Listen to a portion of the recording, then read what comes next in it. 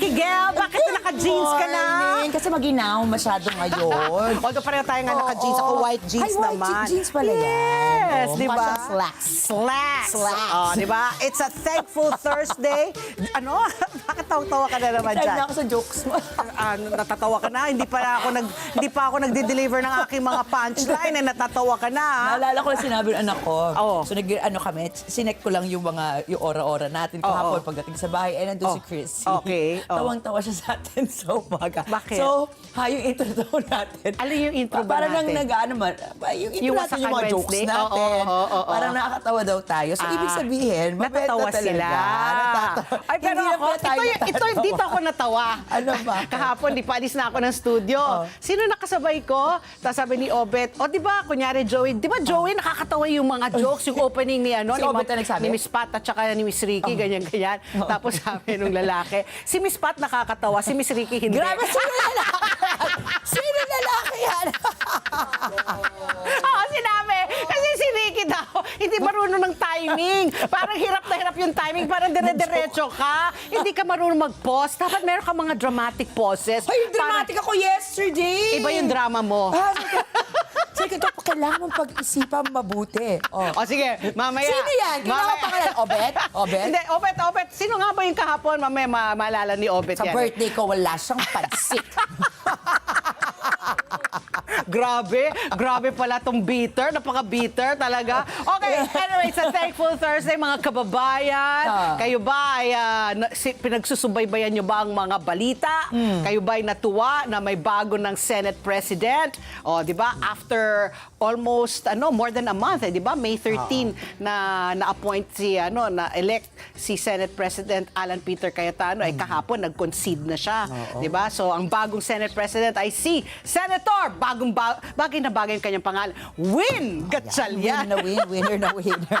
Winner na winner. Okay, sa mga nakikinig po sa amin sa Radyo Aguila 1062, magandang morning po sa inyong lahat. Yung mga nanonood po sa amin sa kanilang mga television set, sa YouTube, sa Facebook, sa iPad, sa laptop. Good morning! Umpisa na natin ang ating joke Ayoko time. Ayoko na joke.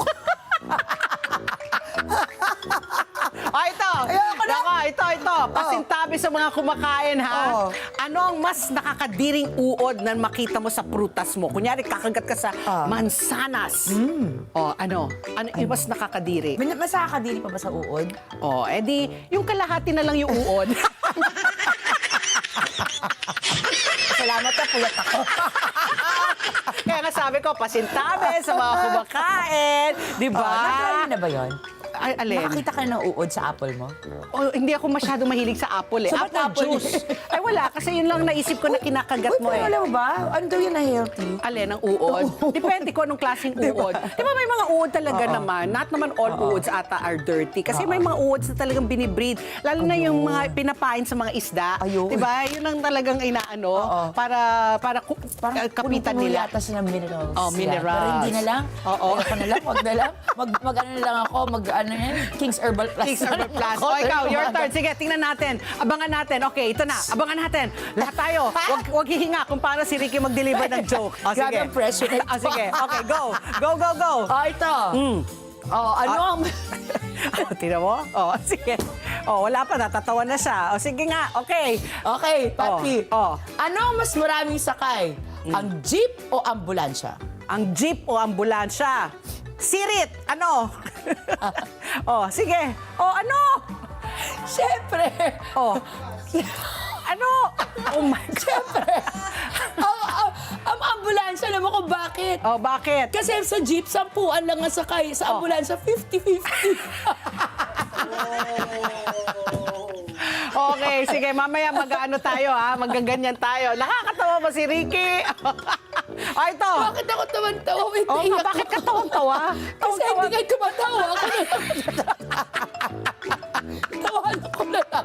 Tawanan mo na lang sarili mo. Ito, matatawa ka. Siguraduhin mo. Ito. Matuto ka sa akin kung paano sige mag-deliver nga, ng sige joke. nga. Dapat may dramatic pause nga eh. Anong mangyayari sa Blue Hat kapag siya'y nahulog sa Red Sea? Magiging purple. Wrong! Ang sagot, mababasa siya. Bakit siya may stinger na laughing? Kasi nga funny Bakit ako. ako walang stinger? Oo, Direct kasi nga ka. funny Direct ako. Jo, Oh, ito. Meron ka pa? Meron pa ako. Ay, ang daya. Magkakwento muna ako. Wala na Magkakwento muna ako. Ito, makinig kayo. Pinasa ko na yung luha ko. Sige. Tawa ko sa joke ko. Sabi niya, isang araw, namili po si Mrs., si Madam. Tawag sa kanya, syempre, ng kanyang kasambahay. Madam, ito po ang grocery list ko. Ito po ha, itong kailangan yung bilhin sa Pure Gold. Wow, Di ba? Pure Gold. Hello, Good morning, Vincent. Sponsor natin ang Pure Gold. So, ginawa ni kasambahay yung kanyang grocery list. So, pumunta si Madam sa Pure Gold. Si Madam Patty ba ang Oo, pangalan? hindi si Madam Patty to. So, sabi niya, nakita niya, kunyari, detergent, laundry bar, chu-chu-chu. Tapos she came across an item, Farmer Sanchez. So sabi niya, ano tong Farmer Sanchez? Nilapit siya sa mga sales lady. Sabi niya, Miss, saan ko makikita tong Farmer Sanchez? Di nag-isip si sales lady, Farmer Sanchez, parang wala po kaming item na po niyan, ganyan-ganyan. Eh di, nag-aalala na si Madam. Sabi niya, gusto niyang kunin, kumpletuhin yung kanyang grocery list. Tawag siya kay kasambahay. Neng, ano itong Farmer Sanchez? Meron ba talagang Farmer Sanchez? Ma'am, meron yan talaga, ang Farmer Sanchez. Di ba yan yung nilalagay niyo sa spaghetti? Farmer Sanchez? Parmesan cheese!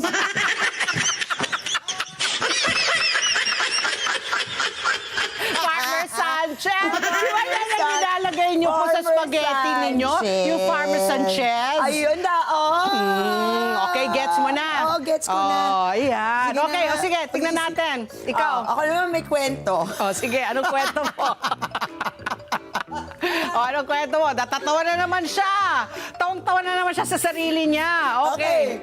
May kwento rin ako, Patty. Okay. May pasyente. Ang sabi niya, Dok, ako po yung pasyente niyo last year. Okay. Sabi ng doktor, oo, naalala kita, bakit? May problema ba? Sabi ng pasyente, itatanong ko lang po sana kung pwede na ako maligo. Isang taon hindi naligo? Grabe, kung ako yung doktor, siguro ang layo ko, naamoy ko na dapat yun. Kung isang taon hindi Isang pa taon, naliligo. grabe, no? Ano tawag ng taong grasa na yun? Grabe. Alam mo, sabi nga niya, di ba, ang Pilipino daw, ang isa sa pinakamababango Oo nga. sa mundo. Amoy daw cream silk. Ang cream silk ba? Yung iba naman, amoy tayo downy. Downy. Oo. Hindi, amoy Downy sa Amerika. Dito tayo. mahal ang Downy eh. So, ano tayo? Dito amoy daw cream silk. Cream silk. I am not joking ha. My aunt who just visited me a Amoy couple of nabahanda months tayo, ago. yun, nababango. Oo. May nagpapabili sa kanya daw talaga ng cream silk. Talaga? Oo. So we went to the grocery. She bought a few bottles of cream silk kasi yun lang daw ang request ng yung asawa ng kanyang office mate na Pilipina. Wala cream silk sa... Meron, pero siguro mahal kasi you can only buy the cream silk sa mga Filipino stores, di ba? So mas mura dito. So anyway, talaga amoy daw tayong cream silk. Okay. So again, nananawagan po kami kung kayo po ay nakukornihan sa aming mga jokes. Ayan, sana po ay magbigay kayo ng mga jokes ninyo para namin dito namin i-deliver at kayo po ay aming ika-credit. Yes, oo. Ayan. Baka naman po talaga nasa torture na kayo. Tulungan niyo na po Tulungan kami. ako kami, mamaya tatawagin. Mamaya may meeting ako after the show kay President CRV. Baka Naku, sabihin niya, lagot tayo. hoy, tigilan nyo na yung mga joke nyo. Noong una, sinabihan niya ako, tigilan na daw natin kumanta. O, tinigilan naman natin na. Kaya nga, baka sabihin na ngayon, tigilan nyo na yung mga joke ninyo. Walang kakwenta-kwenta. Nakakabawas yan sa mga audience. Okay, anyway, kung ayaw nyo ng joke, ito naman. For sure, magaganda ang mga balita. Ito ang aming super panalo news. Umpisa na natin po, Hindi lang po sa laro, nagpakitang gilas. Naku, speaking of gilas, kagabi yung anak ko, nanood ako sa TV. I came home from a birthday dinner. I caught the last third quarter and fourth quarter ng gila. Yung PBA. Yung Hinebra versus TNT. So, congratulations po sa mga Hinebra fans. Talaga? Hindi ako talaga. My son was watching it kasi pang Hinebra siya eh. And nung una, yung first two quarters, tambak sila ng 25 points. Kasi sabi niya, nung una, depress na si Paolo. 20 points? Ang laki nun, 25 Wow, points. laki nun, First two quarters. Wow. Nung third quarter, nakahabol. Tapos I think they won by almost more than 5 points. So Wow, talagang tuwang-tuwa siya Ano talaga. ba yung tawag dyan? Yung talagang cliff. Nag-rally. Nag-rally talaga. So anyway, speaking dito nga, no? So nagpakitang gilas naman po ang mga Japanese fans months, pati sa clean up. Ayun, ito ang kwento dyan, Ricky. Matapos ang exciting na 2-all draw ng Japan at Netherlands sa FIFA World Cup. Ayan, di ba? FIFA World Cup season ngayon. Ayun, sa Dallas Stadium nung June 14, may isang eksena daw na muling napa-wow ang mga netizens. Ano itong napa-wow sila? Habang palabas na, tapos na yung game. Yan, karamihan po sa stadium. Nag-stay put yung mga Japanese, yung mga Japan contingent. Bakit? Bakit? Pinulot nila lahat ng mga basura. O tingnan mo. Kahit hindi nila basura, Kahit no? hindi nila basura. Ay, grabe. They stayed behind. At ayun na nga, pinulot nila yung mga water cute. bottles, Pati bata, food wrappers, iba't ibang mga kalat, mga popcorn siguro, kung ano-ano man yan. Diba? So talaga yung mga Japanese talaga, kilalang kilala talaga sila na malilinis. Hindi ito yung first time, ginagawa nila ito sa iba't ibang mga international tournaments. At naging viral na nga noong World Cup yan sa Russia at Qatar. Sa Japan, bata pa lang sila, tinuturuan na sila maglinis ng sarili nilang paligid sa pamamagitan ng tawag dyan ay suji. Suji, ayan. Kaya kahit nasa World Cup o anong malaking event na yan, matik sa kanila ang maglinis pagkatapos po ng game. So, win or lose, nag-iiwan sila ng malinis na venue bilang simpleng pagpapakita ng respeto at disiplina. You know, that is so impressive. Di ba? Na imagine, hindi mo yan kalat, magtsatsaga ka. Hindi nila kalat. Imagine yung laway, medyo pagka-OC ako, di ba? That means to say, may baon silang mga garbage bags. Exactly. In-anticipate na nila. Sabi, alam nila na talaga na pagkatapos ng game ay tutulong sila para maglinis. Parang ang laki ng pagbabago mula ng pag-endurance nila ng World War II, no? Grabe diba? naman yung transformation. Nila, no? Kaya yung Transformers, magaling sa kanila. Voltes 5. Oy, pero Pati, alam mo ba dyan, sa public schools nila, most public schools, wala talaga silang janitors dyan sa Japan. Sila kasi mismo. parte ng edukasyon nila, yung turuan yung disiplina. I was wondering, kung dito kaya yan isang batas, sa Pilipinas, baka mag-nationwide strike na tayo. Pero sana nga, yung mga dapat mga best practices ng ating mga kapitbahay, di ba? Dapat natin yan yung tinutularan natin. So, yung parang gano'n. Ako nga, hindi na nga kailangan buong stadium, yung kapaligiran mo na lang. Sarili mo diba? kalat, diba? Kung anong nakikita mo, magkusa ka na maglinis. Hindi naman kailangan yung dun sa kabilang stadium. Pero at least yung a few feet, di ba, from you, yun. Yung ano lang, area mo lang, no? Maski na sabihin natin, 1 square meter. Tama. Ayun, yun lang, di ba? Okay, Ricky Girl, can you beat my story? Ito naman. Isang from Japan. Let's go to Taiwan.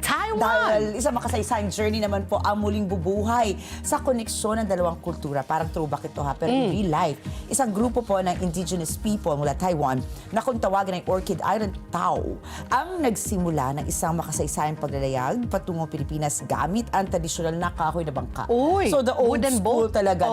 Hand-built wooden canoe. A canoe. It's a canoe. It's not a boat. Yeah, it's a canoe. It's a canoe. Okay. Ang goal, buhayin muli ang sinaunang ruta na Bashi Channel. Di ba ito yung mga pinag-aaralan sa history classes natin? Bashi. Oo, sa pagitan po yan ng Orchid Island sa Taiwan at Batanes, up north po yan ng Pilipinas, na matagal nang hindi ginagamit. Hahabot po ng halos 24 hours ang kailang biyahe sa dagat. Will you do that, Pati? Kayanin mo ba? Hindi. Parang hindi, di ba? 24 Di ba hours syempre na yung nasa water, kapalaot ka? laot ka. Tapos if you need to It's go to just the a canoe. bathroom, you have to jump into the Paano kung water. bigla magkaroon ng tidal wave? Naku. Grabe. Tsaka yan, kasi maliit nga na bangka. I mean, di ba maano talaga yan? Yung maalon. Masisisik ka dyan. Correct. 24 hours. 24 hours, Kailangan mo ng ano yung iniinom? Bonamine? Ang dami nating sponsors na paparating. Lago tayo kay CRV. Okay, Again, aabot po ng halos 24 oras ang kalambiya sa dagat habang salitan sa pagpadel ang mga tao. Dapat lang. Ayon sa kanila, hindi lang ito simpleng adventure, kundi isang paraan para maipasa sa susunod na henerasyon ang kanilang kultura, wika, at kasaysayan. Ayan. Imagine, sometimes it's interesting lalo na masaya yan if you're into that. Di ba? Tapos Yung marami adventure? kayo, adventure, di ba? Naku, Tapos Nakakatakot. Hindi. Tapos alam mong you make history. Oo. Di ba? So, na rin ako, hats off rin ako sa mga taong ganyan. Kung ikaw, bigyan ka ng opportunity. Pati, nanalo ka ng isang free ride from Bashi Channel. Sa from Bashi Orchid Channel. Island. Pwede ba proxy ko na lang? Ayoko yan, hindi ako marunong lumangoy. Ay, nako. Okay. Ito naman po, habang may nag-e-explore, mga tao nag-e-explore ng dagat, ito naman, pag-usapan natin, isang photographer ang nag-e-explore ng isang mundong madalas daw hindi natin napapansin. Ang pangalan niya ay si Kin Marquez. Kin Marquez, isang photography enthusiast, mula po siya sa Albay, na ang naging usap-usapan dahil sa kanyang stunning macro photos. Naku, macro malalaki. Malalaki, ng diba? mga insekto. Yung mga insekto mga micro. So, macro of a micro. Macro of a micro ng mga insect creatures. Nagsimula daw ito bilang lockdown hobby lang. Pero nauwi nga sa isang passion project na ngayon po ay nagbibigay ng bagong appreciation sa ating kalikasan. Sa pamamagitan po ng kanyang camera, syempre makikita ni Kin ang mga detalye, kulay at patterns na kadalasan ay hindi napapansin ng ating mga mata. Actually, when you look nga at these mga insects, when you look at them, ay parang langgam. Ay, kulang langgam. Papatayin mo na. Itim lang, dumi lang. Ang dami palang mga kulay, no? Maski na ganyan kalili. Ito, tino. Di ba? Ano yan? Spider. Tino mo yung daming mata. Apat ang mata niya. Tapos tignan mo yung mga balahibo niya, yung mga legs, no? So, nakunan nga daw niya yung mga bubuyog, mga tutubi. Ay, ang tutubi, very nice ang colors ng tutubi. Paru-paro. Naku, lalo na mga butterflies. Ang daming mga kulay yan. At iba pang mga insekto. Ayon po kay Kin, parang may sarili daw siyang universe. Ang mga maliliit daw nilalang na yan. May movie na ganyan, may cartoons dati, na isang bulaklak lang. It's a whole new world na doon. It's a whole new world. It's a whole new world. Okay. Stop it. Ganon Stop it. So ano na lang, pili ka, kakanta ako, magja-joke ako. None of the above. Maupo ka na lang dyan. Okay, Ricky Girl, can you beat my Kin Marquez story? Well, speaking of small creatures, isang maliit pero napaka-importanting wildlife species naman ang matagumpay na nailigtas sa Cotabato. Can you guess what it is? What?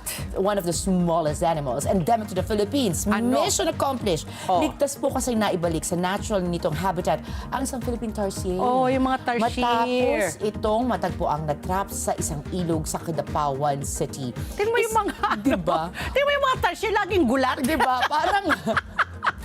Parang nakailang kape yan. Kape.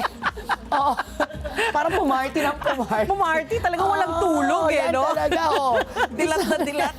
Or either dilat na dilat dahil siya, wala siyang hintong nagkakape, o gulat na gulat parate. Pero nakasmile pa siya. Ay, nakasmile. Ay, may mga pangil. Nako, okay. Pero naman, papatik, trivia lang ha. Yung mata ng tarsier is bigger than their brains. Mas malaki pa yung mata nila sa utak nila. So parang napunta lahat sa mata nila. Sila ay mata na tinubuan na mukha. Isang residente ang nakakita sa maliit na primate na ito habang nakakapit sa mga sanga habang inaanod sa ilog. Uy, naku, siguro buti nakasurvive siya. Kaagad itong iniligtas at inailalim sa pagsusuri bago tuluyang pakawalan pabalik sa kagubatan. Kagubatan. Yan. Ayon po sa wildlife volunteers, mahalagang maprotektahan ng mga tarsier dahil kabilang sila sa mga species na nangangailangan ng patuloy na conservation efforts. Because as I said nga, endemic yan. Endemic yan sa, diba, sa Bohol? Sa Pilipinas. Pero nakakapagtakapatpi. Paano siya napunta sa ilog? Baka nag-swimming siya. Baka may outing siya. Baka may nakita siya doon. Akala niya, naka-zoom in. Akala niya malapit lang. Correct. Okay, Ricky Girl, ano yung ating status ng ating panahon ngayong Thursday? Thankful Thursday. We're very thankful talaga. We are thankful, indeed. Pero hindi ko alam kung maging thankful ka. Kasi ang balita ko, maalinsangan ang ating panahon ngayon. Parang yung na-feel mo kahapon. Ang init. Oo, napasok ka nga sa bintana, sabi mo. Nung isasara ko yung bintana, kasi sabi ko, sobrang init. Ouch! Parang akong napasok. papasok. Ang sakit niyan. Ito na. Patuloy na binabantay ng pag-asa ang sa low-pressure area sa labas ng Philippine Area of Responsibility. May posibilidad itong maging isang tropical depression sa loob po ng susunod na 24 oras. Sa pinakahuling monitoring, namataan ang sama ng panahon sa layo humigit kumulang 2,460 kilometers silangan ng Eastern Visayas. Ayan yung area ng mga kababayan mo sa Oo, Samar. sa Samar.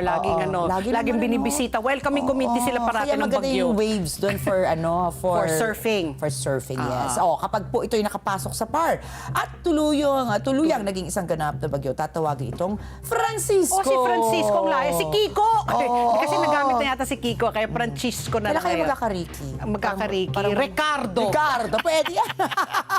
Ako, Meron na ba? Patreng. May Patricia na ba? Parang dati may Patya. Ewan ko lang, I'm not sure. Wala pa Sige. yata. Ito, samantala patuloy na makakaapekto po ang easterly sa Southern Luzon, Visayas at silang bahagi ng Mindanao. At dahil dito, inaasahan na bahagyang maulap hanggang maulap na kalangitan na may kalat-kalat na pag-ulan at pagkudlog pagkidlat.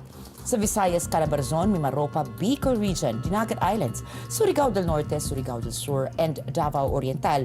Sa kabilang banda naman po, ang localized thunderstorms ay pwede magdulot ng mga panandaliang pag-ulan at pagkidlat sa Metro Manila at sa natitirang bahagi ng bansa. And I think this would explain bakit humid. Malinsangan. Oo, kasi ulan, tapos biglang Init. iinit, di ba? Pinapayuhan ng publiko na manatiling nakaantabay sa mga susunod na abiso at weather updates mula sa Pag-asa. Ito na nga, bakit ganito? May pinabantayan tayong LPA pero aabot, tumaas po by 2 degrees ng 35.2 degrees Celsius. Ang pinakamataas na temperatura ang init. ngayon. Oo. Uminit na naman. Oo. Ngayong araw po yan mararanasan mamayang alas 2 ng hapon.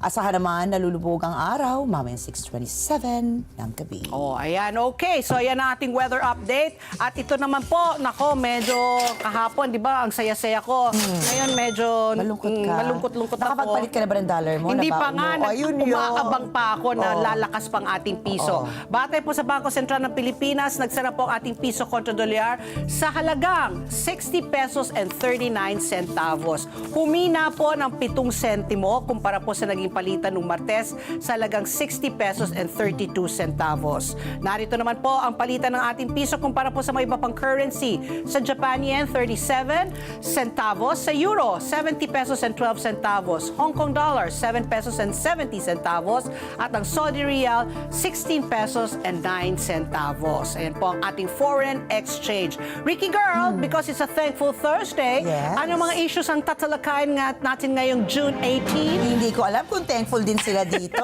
di ba? Kaya lang kahapon, marami naging thankful dahil kahit paano humupan na po yung humupan ay gulo. gulo dyan sa Senado. Correct. Kaya Na talagang kasi- ang daming nabuiset. Diba? Oo, Diba? kasi naantala talagang Lahat. trabaho. Oo. Marami pong nangyari sa Senado kahapon. Correct. Ha? Nahalal nga po si Senador Sherwin Gatchalian bilang bagong Senate President sa boto na 13 senators. Kasunod nito ang mga pagbabago sa liderato ng iba't ibang komite ng Senado. Ibinoto rin ng mayorya si Senator Cheese Escudero bilang presiding officer ng impeachment court para sa kaso laban naman kay Vice President Sara Duterte. Ito na kaya ang katapusan ng mga sigalot sa Senado o simula pa lamang ng mas matinding labanan kaugnay naman ng impeachment.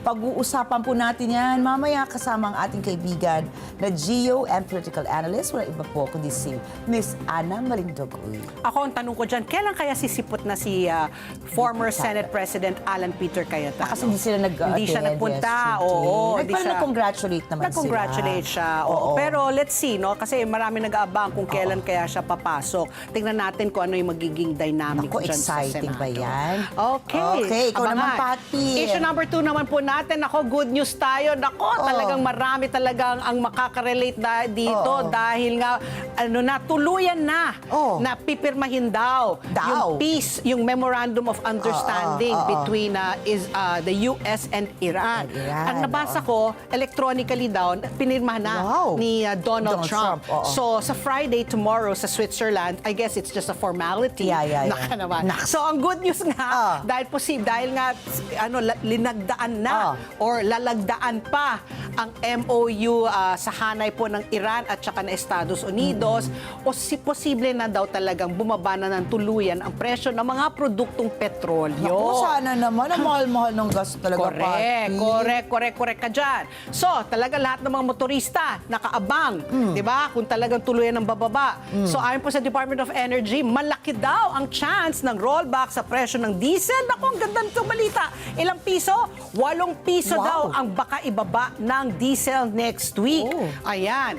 Mararamdaman ba natin yan agad-agad? Babalik na kaya sa pre-Middle East crisis ang presyo ng gasolina at ng diesel? Ay makakausap po natin mamaya po si Director Rino Abad ng Department of Energy para bigyan niya tayo ng update tungkol dito po sa gaganap na paglalagda. Oo, tapos yun ang inaasahan na rollback sa mga produktong petrolyo. So yan po ang ating mga isyong tatalakayin ngayong umaga. Kaya samahan niyo kami ni Ricky Girl hanggang alas 10 at magbabalik pa po ang ASPN. Ano sa palagay niyo? Ang sigaw ng Pinoy Nation.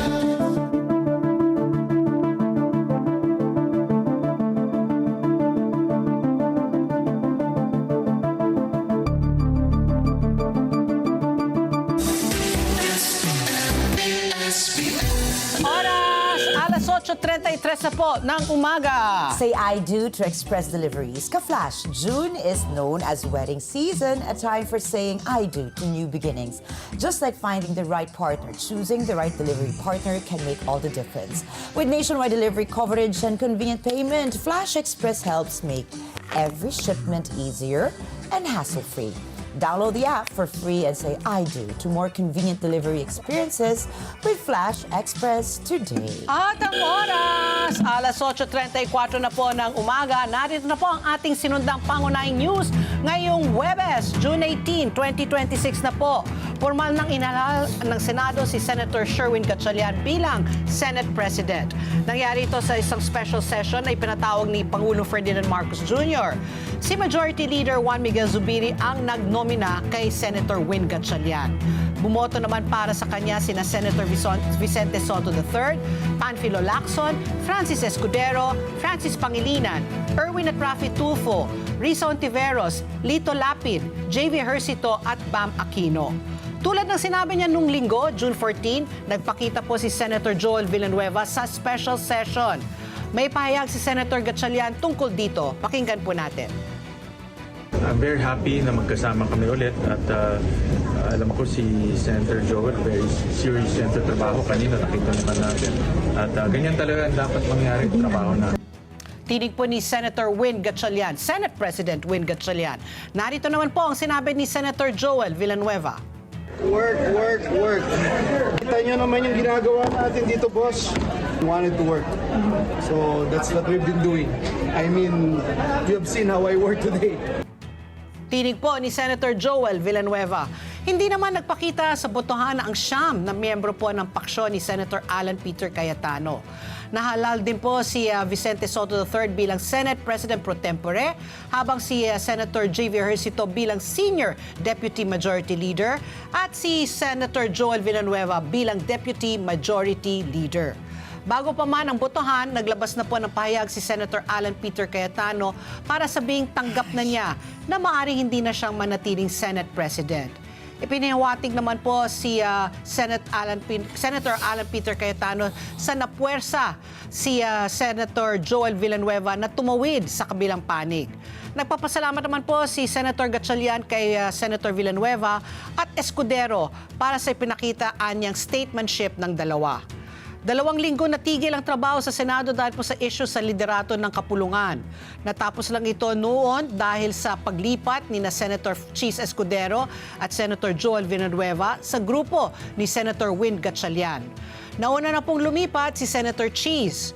Dumalo siya sa sesyon ng Senado nung nakarang Miyerkules, June 3. At ayon rin po kay SP Gatchalian, ito po ang nagbigay daan para sa mga sumunod na pangyayari. Naalis naman po si Senator Alan Peter Cayetano bilang Senate President noon ding araw na iyon. Si Senator SP Gatchalian na ang ika-4, imagine, na Senate President ng ika-20 Kongreso. Eh, hindi pa tapos ang 20th Congress, naka-4 na. Sana the buck stops there. Binati po ng Malacanang at ng Kamara de Representantes si SP Win Gatchalian. Umasa po ang palasyo at kamara na magbibigay daan na ito para sa pagpasa sa mga nabinbing panukalang batas at iba pang mahalagang gawain sa lehislatura. So at least kahapon na confirm na yung mga military officers, tapos yung mga tiga-DFA, parang 85 plus yata yung nabasa ko. Ang dami. Imagine, naipon-ipon sila. Tapos kung ikaw isa doon ka sa mga appointees, di ba? Parang ang tagal. Ang tagal kung maghintay. Usually yan, di ba yung mga appointees pwede magbago yung ihip Isip, oo, ng kaya hangin. nga. So hindi sila sure din kung matutuloy ba sila hanggat hindi sila ma-confirm. Sabay-sabay sa good vibes. New and improved Copico Blanca, creamy as ever with New Zealand milk, and must be nasarap with premium coffee beans. Creamy as sarap na. Nakaka-good vibes para ready for the day. Sabay-sabay tayo. Sabay-sabay Copico Blanca. Creamy as sarap, feel na ang good vibes sa Copico Blanca. Creamy as sarap ng good vibes para ready for the day sa Copico Blanca. Di ba? Diba? Oo. Yun lang ata yung mga nakita. Ayun, Hindi nakita si Senator Robin Padilla nanood ng special screening. Ay, oo. Oo, di ba? Oo, Pinakita. tama, oo. Wala rin si Senator, alam naman natin, wala si Senator Bato. Oo, Nagtatago. syempre. Si Senator Bongo ba dumating? Parang wala eh. Hindi ko Wala yata din, nabasa no? yung pangalan niya eh. Oo. Tapos wala nga si Senator Alan Peter Cayetano. Yung mga Villar, syempre si Mark nasa Mark abroad pa. Abroad. Si Oo. Camille kaya nagpunta? Nagpunta ba si Camille? Parang nagpunta. Nagpunta. Oo. Sabi ng ating cameraman Oo, na napaka diba? Si- up-to-date. Oo. Ayan, si Timbog. Nandun Si daw. Timbog. Oo. Oh, yeah. She Yeah. made a statement na sabi niya, she had nothing to do, hindi daw totoo yun. Dininay rin niya yung sa LRT, yung di ba sinabi ni Ombudsman Boying Remulla Oo. na parang pinupuwersa ng mga Villar na dumaan yung LRT dun sa kanilang lupa sa may Oo. Cavite. So, Dininay dininay din ni niya. Senator So, nagpakita Camille. nga siya kahapon. Ako, Yes. sana naman po magpakita kayo dahil sayang po yung sinusweldo namin sa inyo. Correct eh. Diba? Magtrabaho na. Time to work. Okay, go ahead, Samantala Ricky girl. naman po, hindi man sila nagpakita sa botohan para sa liderato ng Senado, dumalo naman ang ilang miyembro ng minorya sa pagtitipon ng Commission on Appointments. Naunang dumating sina Senator Loren Legarda, Rodante Marcoleta, Amy Marcos, dumating din pala syempre, no? At Bongo sa CA plenary session kung saan tinalakay ang ad interim appointment sa diplomatic and military service. Nanatili sila hanggang sa sesyon o hapon kung kailan naman dumating si Senator Pia Cayetano at Camille Villar. Hindi naman sumulpot si dating President Peter Cayetano, Senator Robin Hood Padilla at si Mark Villar. Kasalukuyan namang nakadetine si Senator Jingo Estrada habang nagtago naman si Senador Ronald Bato de la Rosa. Iginiit ng mga dumalong miyembro ng minorya na nirerespeto nila ang paghalal na mayorya kay Gatchalian bilang bagong Senate President. Narito po ang pahayag ni Senator Legarda, Marcos, Go at Marcoleta. Simple lang to. Pag may mayorya ka ng 24, a majority of all its members, then you have the leadership. Ganun kasimple. Sundin lang natin ang rules, diba? Ay, gusto lang namin magtrabaho. Hindi naman kami nanggugulo eh. Majority rules, yan naman po. This is a collegial body. Tapos na po. So, let's move on with the new leadership. Sana maging normal na po ang takbo rito sa Senado. And nandito naman po kami sa minority noon. Dirito pa rin po kami. Ako po'y patuloy na magtatrabaho, magsaservisyo po sa ating mga kababayan. Kapuna-puna naman ang pagkairita ni Senator Pia Cayetano mang natanong siya ukol sa pagbabago ng liderato ng Senado. Narito po ang kanyang pahayag. Common sense, di ba? What's in the rules? Yes. What's in the Constitution? When you have 13, yun lang. So pag hindi sumunod sa rules, doon lang naman kami may problema. Pero pag sumunod sa Constitution at sa rules, no problem. Si Senator Legarda ang nagpahayag na si Senator Allen na ang magsisilbi bilang minority floor leader. Binigyan din rin ni Legarda na ang kanilang partisipasyon ay hindi nangangahulugang bumibitiw na sila sa kanilang petisyon sa Korte Suprema laban sa bagong liderato ng Senado. Wala pang aksyon ng Korte dito. Kinumpirma ito ni Supreme Court spokesperson Camille Ting habang nasa unbanked session ng Korte. Nauna na pong sinabi ni Senator Erwin Tulfo na posibleng moot and academic na o wala ng saysay ang petisyon ng grupahan ang Korte Suprema. So apparently, dumating pala no si Senator Bongo. Halos lahat sila. Halos so lahat. si Senator Alan Peter, Robin at saka and si Mark Villar. At saka si siyempre si Jinggoy. Jinggoy and And si Bato. Ayun. Oh, yun. Oo, Oo, nako. so sabi nga nila may mga nagsabi na parang walang nangyaring Gulo? hidwaan gulo Diba? kasi parang lahat sila nagchika-chika Parang back to na. normal Lalo na na, si no? Senator Loren. Nakitang oo. kinakausap si Senator Tito Soto, di ba? Oo. Tapos Diba? yun, parang wala, parang I Dead guess ma? deadmahan na. Oo, di ba? Parang pass is pass ba? Ganyan. Pass is pass, Pagkatapos oo. ng mga may aanghang na salita Oo, na nakala diba? mga binitawan sa isa't isa. Correct, Nagkaroon ng oo. iyakan. Oo, nagkaroon ng putukan, ng takbuhan. Oo, Nako. di ba? Ano pa? Meron pang di ba, sabi, kahapon nga nakita ko, nag-picture taking yung mga class, seatmates. Oo. Ang daming seatmates, Oo, sina Gatchalian, Oo, si sina Senator Joel. Gatchalian, si Joel, kasi talagang winelcome nila. Yeah. Si JV, Senator JV. Oo. Sino ba isa? Meron pa isa. Oo. So, si Senator Migs. Migs. So, kasi yan, magkakabarkada yung mga yan Ayun. sa totoong buhay. Oo. So, sana naman, ang ngayon manaig, yung pagtatrabaho nila, di ba? Trabaho, Trabaho correct. na kayo, yan. Ang kulang na lang si dating Senator Nancy Binay. Wala na wala siya kasi eh. siya yung Oo, mayor. Ano? only Pero na. si Senator Angara din nandoon. Siguro for the appointments also ng mga sa DepEd. Oo. Okay, sa ibang balita, nagkasundo naman po ang bagong mayorya ng Senado na itinalaga si Senator Francis Escudero bilang presiding officer ng impeachment trial ni Vice President Sara Duterte.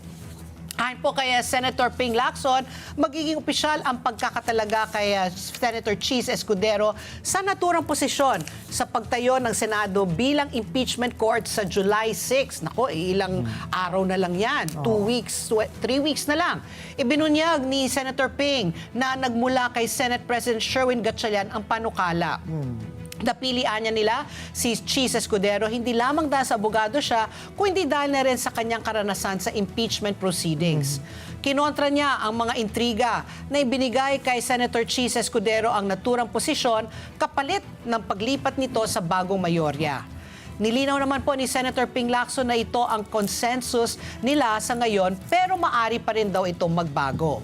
Ibinunyag naman po ni Senate Majority Leader Juan Miguel Zubiri na si Senator Cheese Escudero ang una nilang pinili para maging Senate President pro tempore pero tinanggihan ito kaya napunta tinanggihan ito ni Senator Cheese Escudero kaya kay Senator Vicente Soto III ang kalaunay na halal sa naturang posisyon. Grabe, no? Halos lahat sila naging Senate President. Si Tito Ilan Sen. yun? Oh. Nag-umpisa kay Again, Cheese, ay, kay- di ba? si Cheese, tapos si si Migs was 19th Congress na. Tama, Sa 20th tama. si Cheese, Oo. tapos si Tito Sen, tapos si Alan Peter, Oo. kaya pang-apat ngayon si Win Gatchalian. Pero, ay, nako. Okay, Ricky. Anyway, sa iba pa pong balita, kinumpirma ng Commission on Appointments ang pagkakatalaga sa 5 generals at flag officer ng Armed Forces of the Philippines at 85 opisyal ng Department of Foreign Affairs. Pinamunuan ni Senate President Sherwin Gatchalian bilang Commission on Appointments Chairperson ang pananumpa ng mga bagong halal na miyembro ng komisyon. At dahil naroon ang 22 miyembro, nagdeklara si Gatchalian ng quorum. Nagpasya ang CA na isantabi ang requirement na 5 araw na notice. Tinukoy po nila ang special session na ipinatawag ni Pangulong Ferdinand Marcos Jr. at ang halagang maaksyonan ang mga nabinbing appointment. Kinumpirma ng CA ang ad interim appointment ng 5 AFP generals at flag officer. Kinilala ng mga miyembro ng CA ang dekada-dekada nilang serbisyo sa mga conflict zones, sa disaster response at sa pamumuno ng militar. Kinumpirma rin ng CA ang nominasyon at ad interim appointment ng 85 opisyal ng Department of Foreign Affairs, kabilang na ang Chief of Mission, mga career ministers at mga Foreign Service officers. Sinuportahan po ng mga miyembro mula sa mayorya at minorya ang pagkumpirma sa naturang mga appointments dahil palalakasin nila nito ang liderato ng National Defense at ang Foreign Service Corps. Oh, yeah. So finally, na-confirm na rin sila. Para sa ating world news, inimbitahan ni Pangulong Ferdinand Marcos Jr. si Russian President Vladimir Putin na bumisita dito sa Pilipinas para sa 21st East Asia Summit. Isa ito sa mga pulong sa ilalim po ng pagiging punong-abala ng Pilipinas para sa ASEAN Summit ngayong taon. Ayon po sa Presidential Communications Office, nagsagawa sina Marcos at Putin ng bilateral meeting sa sideline ng ASEAN-Russia Commemorative Summit sa Kazan, Russia. Tinalakay ng dalawang pinuno ang potensyal ng mas malawak na kooperasyon. Ayon po kay Pangulong Marcos, maraming pwedeng gawin sa enerhiya at food security bilang pinagsaluhang prioridad ng Pilipinas at Russia. Sinabi naman po ni Putin na may malaking potensyal para sa mas malaking kooperasyon sa kalakal, agrikultura at enerhiya. Binigyan din rin ni Putin ang importansya ng mga umiiral na mekanismo kabilang ang Joint Russia-Philippine Commission on Trade and Economic Cooperation. Nakaka-proud din. Parang that's Nakaka-proud interesting ako. to see, no? If Putin will come nga to the Yes, Philippines, oo. papansinin kaya niya tayo. Ay, naku, alam ba, si BBM po ang the third president pa lang na Pilipino. Na nakapunta sa Russia. Na na-meet si Putin. Si Putin parang forever na yata nasa Russia. Elusive. So, Ayaw niya umalis, baka huliin siya. ayun, oo nga, di ba meron din siyang ICC. Na ICC warrant. Eh, baka nga hindi pumunta kasi Oo, nga baka. nakalusot nga yung ICC sa atin. Abangan natin. At ang oras, alas 8:48 na po ng umaga at magbabalik pa po ang ASPN. Ano sa palagay nyo? Ang sigaw ng Pinoy Nation. ASPN. Oras, alas 8:50 na po ng umaga. Tuloy-tuloy pa rin ang ating pagbabalita. Naglabas na nga po ng Immigration Lookout Bulletin Order o ILBO laban kay dating Blue Eagles head coach na si Tab Baldwin at 4 na iba pang opisyal ng college basketball team ng Ateneo de Manila University habang tumatakbo ang investigasyon sa pagkamatay ng mga basketballistang sina Rene Baterbonia at si Divine Adin. Ayon kay Justice Secretary Frederick Vida, bukod kay Baldwin, sakop din ng ILBO sina dating team manager Christopher Kimpo, Assistant Coach Reynaldo Jacinto Jr., Dean Castaño at Sandro Soriano. Sandro. Okay. Ay pinaliwanag po ni Vida sa tulong ng ILBO, maaalerto ang mga otoridad sakali magtangkang bumiyahe palabas ng bansa ang mga tinukoy na personalidad. Hindi anya ito restriksyon sa pagbiyahe o patunay na may nakita ng pananagutan ng mga sakop ng kautusan. Iniulat po ng Philippine National Police Criminal Investigation and Detection Group na lumabas sa kanilang investigasyon na hindi maituturing na aksidente ang nangyari. Yan na nga ba? Ayon kay CIDG Director Major General Robert Morico II, natukoy na hindi rin nangyari ang insidente sa harapan ng resort na tinuluyan ng grupo. Aba, nasa 300 metro hanggang 700 metro pala ang layo nila mula sa resort. Sinabi naman ni Labor Secretary Francis Tolentino na posibleng maharap sa pananagutang administratibo ang Ateneo de Manila University. Nauna na ang ipinatawag ng Department of Labor and Employment si Baldwin pero tanging abogado lamang nito ang humarap. Parang ang sakit no? Imagine, isasampa sa'yo homicide. Diba? I'm sure that was an accident. Pero yun na nga, that's why I had to look it up Kung ano nga ba yung homicide. Ang sabi nila, ang homicide nga is an act where one human being causes the death of another. So there are 3 kinds of homicide. Criminal homicide, yung talaga unlawful killings talaga. Tapos murder nga yan, manslaughter. Tapos may justifiable homicide, yun yung self-defense, law enforcement. And number 3, excusable homicide. These are killings that occur by accident or misfortune. Yung negligence kasama dyan. Where there was no unlawful intent or negligence and the person was engaged in a lawful act. So it's an accident. So I guess, kasi when you say homicide, parang may intent di ba? may intent to kill or to whatever. murder, no? Parang wag naman sana. Kasi wala naman talaga may gustong mangyari yun, aksidente. Masakit din yun, di ba, para sa kanya, di ba? Kailan taon na rin niya. Mga I think ano niya yun, kumbaga, mga alaga niya, alaga, di ba? Pero oo. siguro sa pananaw niya, ito talaga yung tamang training na nakapagbigay sa Ateneo ng 4 championships habang siya ang coach, di ba? Oo. Sino ba naman na may gusto talaga Correct. niya? At saka, ang nabalitaan ko, yesterday had a family dinner. Nandun ba yung pamangkin mo? Yeah, my stepson was there, who is a friend of one of them. I won't mention na. Kinukwento nila, yung nangyari daw doon sa beach, tapos na yung training. So they were all just having fellowship fun. na lang, kumbaga. Oo, kaya wala daw yung mga coaches na doon. O wala pa, hindi pa lumalabas yan sa Kaya investigasyon, nga, ha? so yun ang kwento sa akin ng aking stepson. Sabi niya, Tita Pat, sabi niya, tapos na yung training. Kaya umalis na yung mga coach, yung mga trainers. So the kids were just all having fun. Yeah. They were swimming and all that. Tapos yun na nga, yung wave. Nung una daw, maikli. Tapos bigla na lang nga daw silang hinigop. Ang laki. At syempre, they tried to say, yung mga iba nga, I guess hindi marunong lumangoy. So kasi nga, naapakan pa nila. Dati, Yung, nung una. yung ocean bed. Eh tapos yun na nga, biglang umano yung alon. Nilamon sila ng alon, Nilamon sila, oo. Pero yun na nga, di ba, 4 sila, na 2 nagsabi na muntik na talaga silang namatay. Lumabas sila Unfortunately, sa vlog yesterday. unfortunately, itong 2 nga namatay. Si Divine, if I'm not mistaken, was the one who tried to rescue Rene. Rene, di ba? Rene, Rene. Kaya nung umahon, si Divine, may nakita pa daw silang pulso.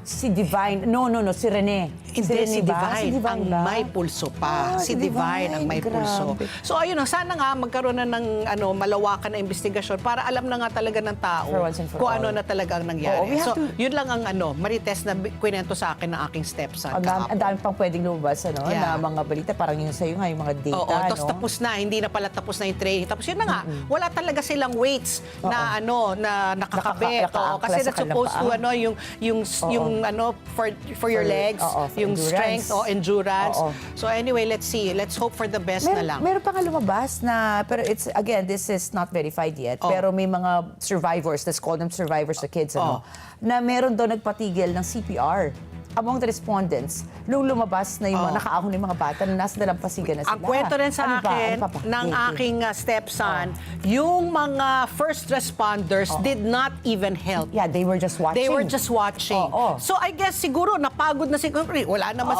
I think, I don't know. I don't want to speculate. Pero yun ang sinabi niya sa akin. Sabi niya, the first responders were not Grabe, even ano? helping That at all. is negligence. Yeah, yun diba? ang negligence. Tapos, kung papanoorin mo lang, tapos Oo, meron wala pa kang nga- tulong. Oo, wala. Tapos, yun na nga, may babae daw, again, this is not verified po, pero ito pa lang yung mga lumalabas na kwento nga ng survivors, na pinatigil yung pag-CPR.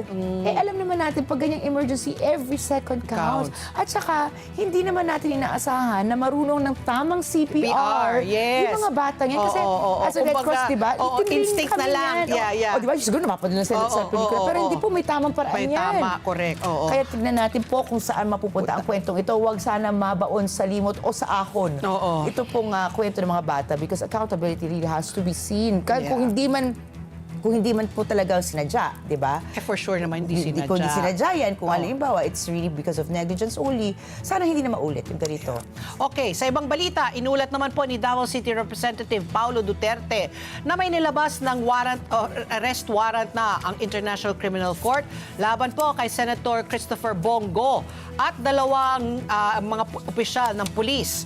Ayon po sa kongresista, natanggap niya ang naturang impormasyon mula sa tinawag niyang highly reliable source. Sino kaya ito?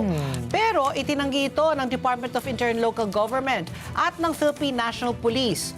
Ayon po kay Interior and Local Government Secretary John Vic Remulla, wala pa daw silang natatanggap na opisyal na komunikasyon o documentation tungkol dito. Samantala, itinanggi naman po ni Presidential Communications Office Undersecretary Claire Castro na ginagamit ng Malacanang bilang armas ang International Criminal Court. Iginit po ni Yuse Castro na isa ring Pilipino ang naghain ng kaso kaugnay ng mga sinasabing abusong nagawa ng Administrasyon Duterte sa pagpapatupad nito ng kampanya laban sa droga. Tinukoy pa ni Jose Castro na noong 2017 pa inihain ang reklamo. Nako, kung mayroon nga talagang arrest warrant, ano So, kaya? ano, mababawasan na? Mababawasan na naman ang minorya. Magtatago Pero kaya in si fairness to Senator? Senator Bongo, no? Nagtatago, Hindi no? siya nagtatago, no? Haharapin daw ata niya. Well, let's see. Okay, Ricky girl. Samantala po, inanunsyo po ng mga pinuno ng Group of 7 countries, o yan po yung tinatawag natin G7, na palalakasin pa nila ang mga sanctions sa Russia, kabilang na ang oil and gas sectors nito. Ito nila ang tamang panahon para magpatupad ng karagdagang hakbang laban sa Russia dahil sa patuloy na pag-atake nito sa Ukraine. Ayon sa mga pinuno, nagkasundo sila magtulungan para sa patas at pangmatagalang kapayapaan sa Ukraine. Naghayag din sila ng suporta para sa kasunduang nabuo ni US President Donald Trump kasama ang Russia na magre-resulta sa muling pagbubukas ng Strait of Hormuz. Nagtipa ng G7 sa France para sa kanilang taunang summit. Ayan, nako. G7, tapos sa Friday, lilipad si Donald Trump sa Switzerland. Sa Switzerland. Tapos ano yung nabasa ko? Tomorrow na yata Friday. Oo nga, no, tomorrow. Bukas And na. parang ang ganda ng kung saan sila magsasign. Wow. It is in a Siyempre. resort Naku. in Switzerland. The location, the ministry said, was proposed by the Pakistani and Qatari mediators as well as by the US and Iran. It is an uber-plush resort perched high above Lake Luzerne in Wow. central Switzerland. It is difficult to access with water on 3 sides and therefore easily secure. Siyempre, lilipad na with their private planes, di ba? Nako. Yung Air Force. I'd love to be a fly in that room. Di ba? Makikimarites ka. Ay, naku, basta Pati, hanggat hindi pa nalalagdaan yan, Oo hanggat nga eh. hindi pa To see is to opisyal. believe. Ay, Oo. hindi na ako, ayoko na It ain't over till the fat lady sings. Yes, hindi na ako aasa pang muli. Hindi, ako ngayon, umaasa na ako. Umaasa na ako. Pero ay, parang tingnan natin yung sanctions naman. Grabe bale, naman sila 60 sa days, may 60 Russia. days. One page, a page and a half lang daw yung MOU according to VP Vance. Talaga pirma na lang. Oo, Pirma pirma na lang. Importante. Okay, naman ito, sa ating naging viral sa social media, ang isang restaurant sa Baguio City. Naku, nakakadiri ito. Ay, naku, Matapos ayoko ireklamo ng isang customer, may nakita daw siyang patay na daga sa in-order niyang sinigang. Oh my! Ayoko man doon. Nagdulot ito ng matinding pandidiri at pag-aalala sa publiko tungkol sa kaligtasan ng pagkain. Siyempre, inutos po ni Baguio City Mayor Benjamin Magalong ang agarang inspeksyon at investigasyon sa naturang establishment. Nagkaroon na rin po ng malawakang pagsusuri sa lahat ng food establishment sa lungsod. Inaalam ng mga otoridad kung may naging paglabag sa sanitation at food safety standards. Siyempre naman, meron yan, no? Tiniyak po ng lokal na pamahalaan na paigtingin pa ng regular na monitoring para mapanatili ang kalinisan at maproteksyonan ang kalusugan ng mga mamimili. Ayoko panoorin yan. Ayoko rin panoorin. Mas gusto Pero ko yung ahas kung kaysa ako video. yung waitress, bago niya i-serve, hindi ba niya nakita may lumalangoy? Diba? Diba? Ano kanya sa Baguio? Dapat pangalan. Favorite pa naman natin doon sa Kaya Baguio. nga eh. Tapos ngayon pa naman ang Baguio, nagbabalik na Diba? ang Tas yan na turismo. naman. Tapos makakakuha ka ng ganyang bad press, bad publicity. Teka lang, Pati, ito na. Ano na? Ito, breaking news. Oh. Mula po sa White House mismo, President Trump signs Iran Memorandum Si. of Understanding at Versailles. So, So, while he sa is in the Versailles. meeting, ayan na, nilagdaan Sa na niya, and it's France. not electronic, he really did it. So, hinihintay na lang po natin. This is from the White House. So, hinihintay na lang po natin. Ang Iran naman, kung hindi uurong ang Iran. Hindi kaya uurong ang Iran? Hindi naman siguro. Kaso, hindi natin alam, kaya alam, may bayad. May, di ba, may kapalit na pera. Kasi ito naman, diba? dito sa newspaper, according to a senior U.S. official, the framework agreement has already been signed electronically by U.S. President Donald Trump, Vice President J.D. Vance, and Iran's deputy, nag-sign na rin. Yung, sa Iran? Iran's deputy foreign minister, si Mohammad Bagher Galibaf, the Islamic Republic's top negotiator. So, electronically pa lang ito. So, Yan, kung ito ikaw, talaga nilagdaan na niya ito. Galing po sa wet signature na yan. signature na niya. Wet signature ang tawag Diba? dyan. Grabe yung firma ni Donald Trump. Di ba Ganun ginagamit talaga, niya, ang tawag nito, yung Fountain ganito, pen? Sharpie. Sharpie ba ito Sharpie ang ginagamit niya. Oo nga, no. Teka lang, tignan natin. At Oo. syempre, katabi po niya si President Macron at si Brigitte. Nasa gitna Yung siya misis habang, ni, yung misis ni niya. Mrs. ni Habang Macron. people, titignan ko kung Sharpie gamit niya. Oo nga, Sharpie, Sharpie, kasi para makapal ang gamit niya. Oo, nako, yan. Oh, yan! So, 50% na. Parang ambulansya, 50-50. Oras! Alas 9:02 na po ng umaga sa aming pagbabalik. Nako, from the US, from Versailles, pupunta naman tayo dito sa ating lokal na politika. Makakausap po natin si Professor Ana Malindog Uy, ang ating suking political analyst. Kausapin natin siya tungkol sa nangyari sa Senado kahapon. Sa pagbabalik po ng ASPN. Ano sa palagay niyo? Ang sigaw ng Pinoy Nation. ASPN. Oras! Alas 9:05 na po ng umaga at kasama na po natin sa linya si Professor Ana Malindog Uy, ang ating suking political analyst. Magandang umaga po, Professor Ana. Welcome back po sa ASPN. Good morning, ma'am. Good morning, Vicky and Pat, and thank you so much for inviting me again to your program. Naku, Magandang umaga din sa ating mga kababayan. Ayan, good morning. It's always a pleasure having you kasi ang sarap ng kwentuhan. Very animated parate, very lively ang discussion. Kaya kami napatawag dahil nga kahapon, action pack po ang Senado. Nahalal na bilang bagong pang-apat na Senate President sa 10th-20th Congress, si Senator Win Gatchalian after parang deadlock, di ba? Nagkaroon ng hidwaan between the majority and minority. Sino ba talaga yung Senate President? So, Professor Ana, what's your take po sa nangyari kahapon? Was it inevitable? Kagulat-gulat ba? Ano yung naramdaman niyo? Hay, salamat, tapos na. Or, ay nako, bakit nagkaganyan? Kayo po, Prof.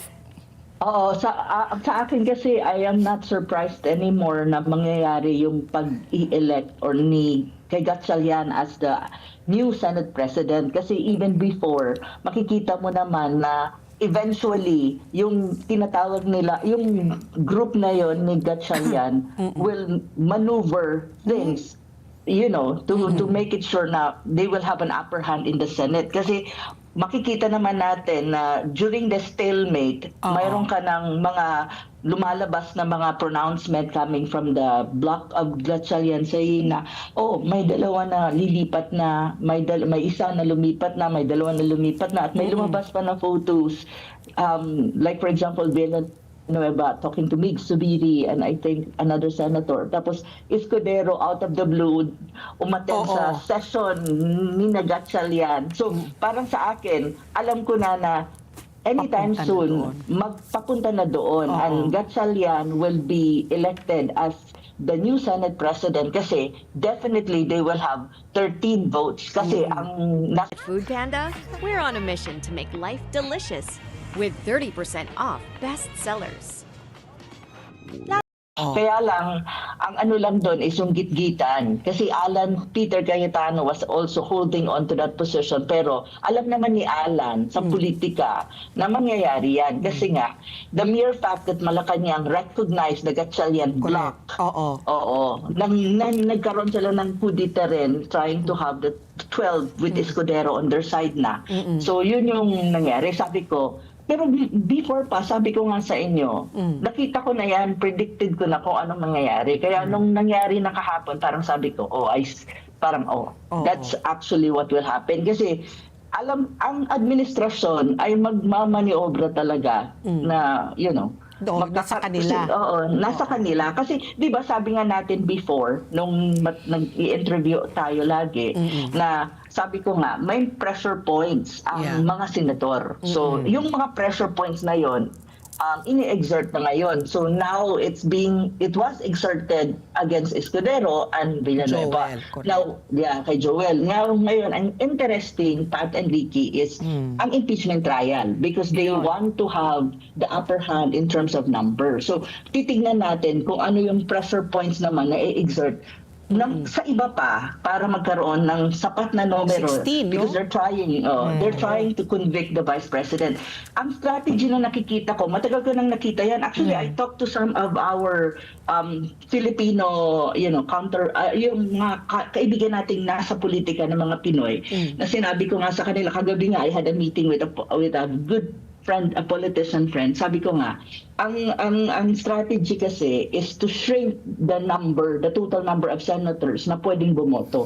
Tapos, pag shrink mo yan, tas two-thirds vote, shrink din. So, madali mong maabot yung number na kailangan nila to convict the vice president. Yan ang strategy. Kaya nga ngayon, di ba, sabi nyo kanina sa news nyo, mayroon na daw si Representative Paulo Duterte, oo, na parang ICC warrant of arrest, pero wala pa namang nilalabas. Hindi lang yon. I think hindi lang yon. May mga pressure points pa na the moment na mag-start ang impeachment trial at pupunta tayo dun sa butuhan. Kasi ganun talaga ang strategy nila. Ngayon, they're trying to say na 23 na lang. Kasi wala si Senator diba? Boto. Oo, 23 na lang. Si Jinggoy is already Nakakulong. prevented suspension. So, mag-shrink pa yan, 22.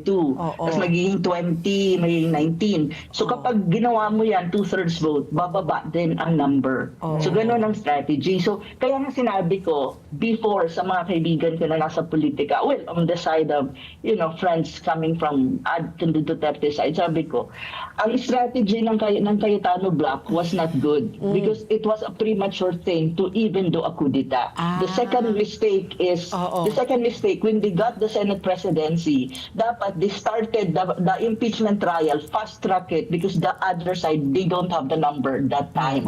Now, what happened is they prioritize they prioritize the hearing on flood control, which is for me is really good because it's important. However, they try to delay the impeachment trial. Ang problema, kasi ngayon, you give the other side the time to regroup.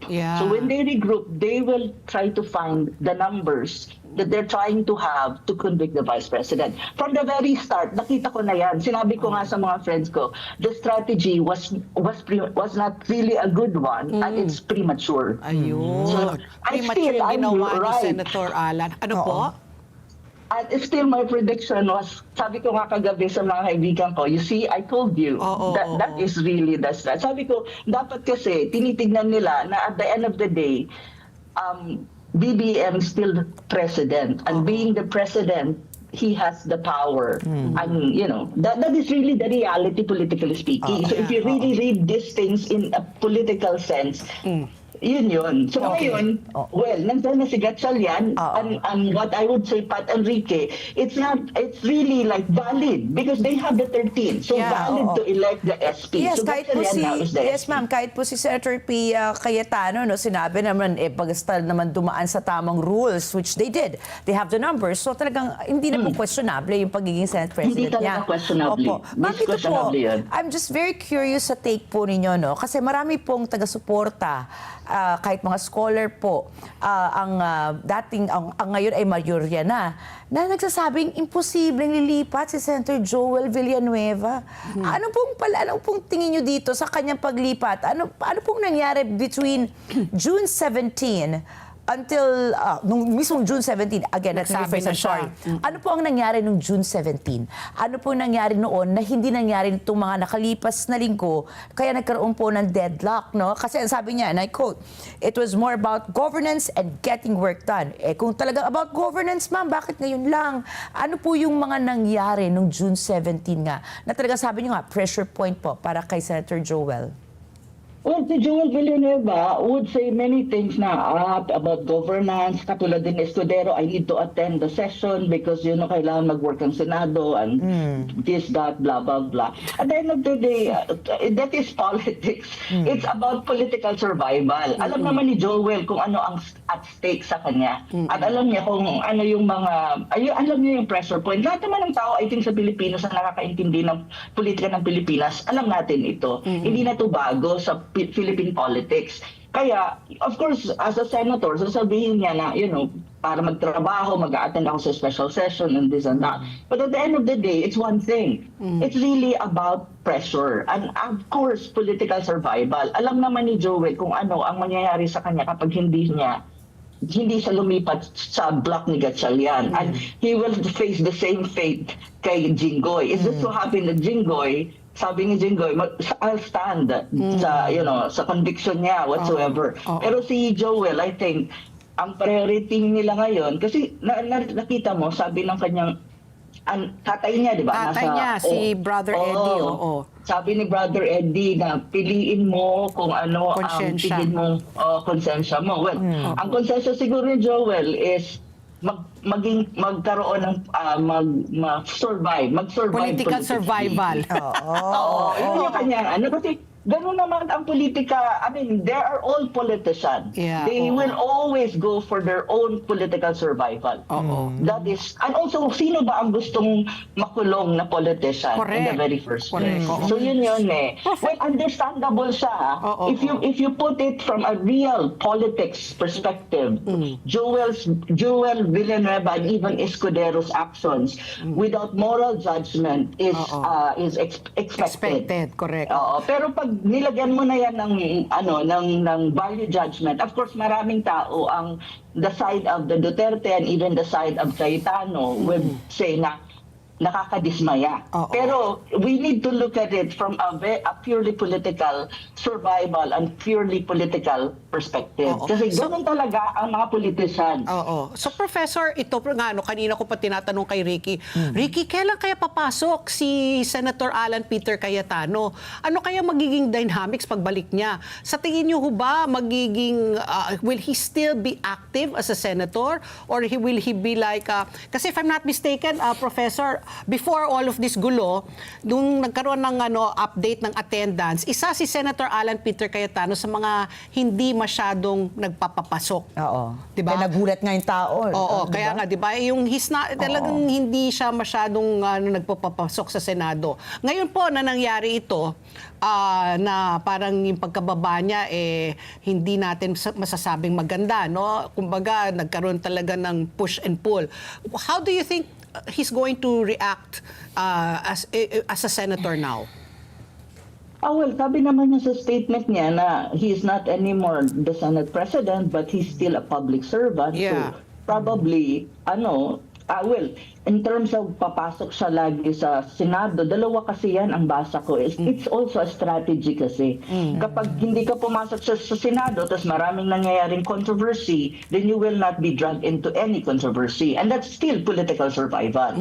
And mahirap basahin yung linya mo at kung ang panig mo, kung saan ka nga ba, kapag hindi ka nadadrag or hindi ka nadadrag into the political controversy na nangyayari sa Senado, especially when you talk about issues like flood control, impeachment trial, and many others. But I think, about what I can see, since sabi naman niya, he's still a public servant, well, that is really true because he's elected as senator. Yeah. Pero, feeling ko naman, mapapasok yan. I think sa akin lang ang tingin ko, pagdating ng impeachment trial, I think he will be there. And I think he will be active. He needs to be.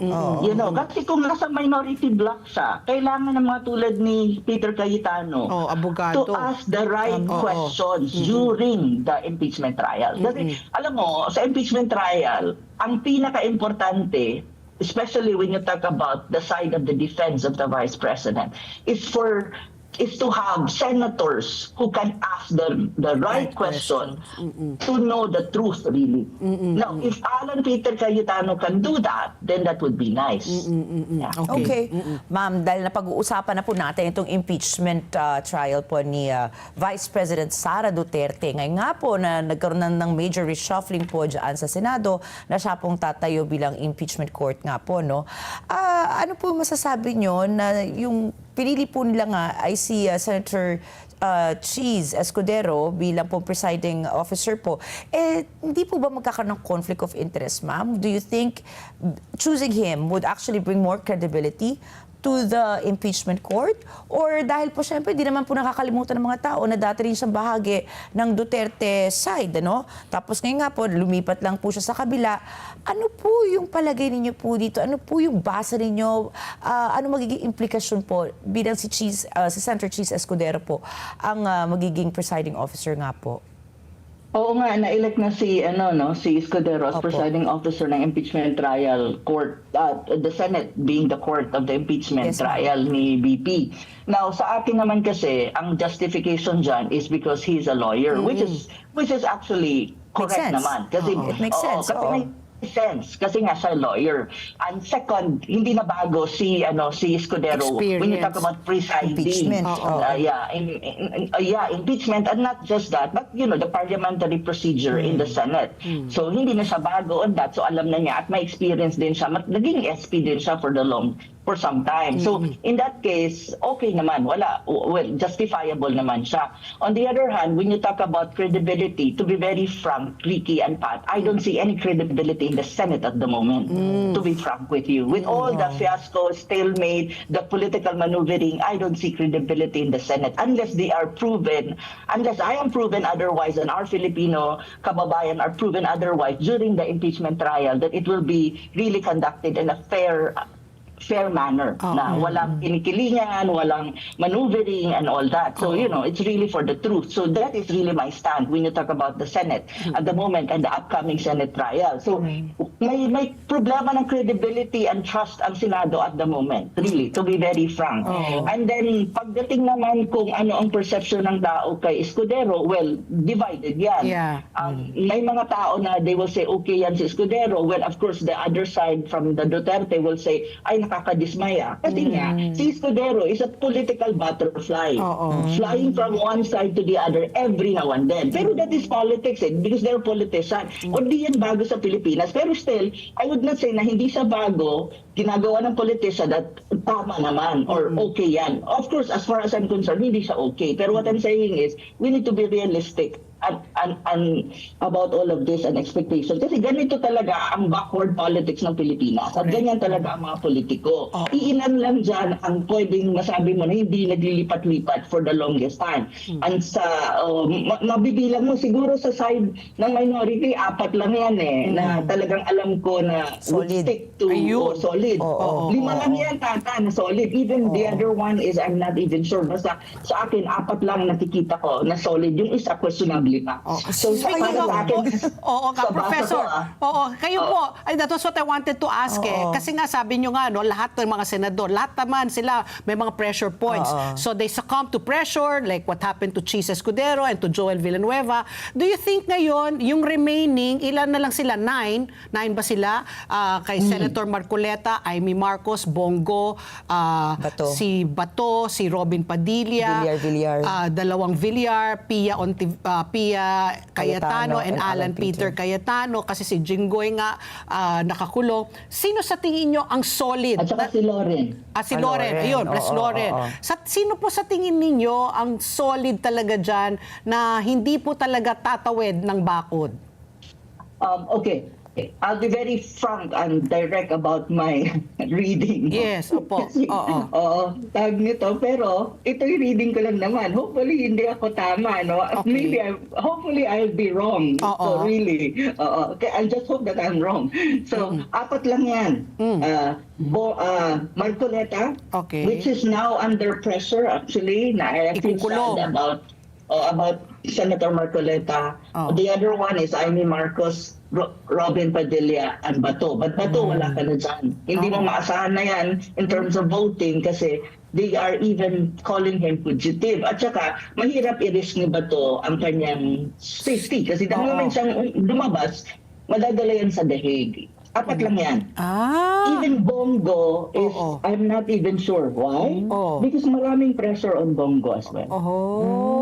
Yung ICC na yan, ngayon wala yan. Si Alan Peter at saka si Pia, you think may chance pa silang tumawid ulit after all that happened?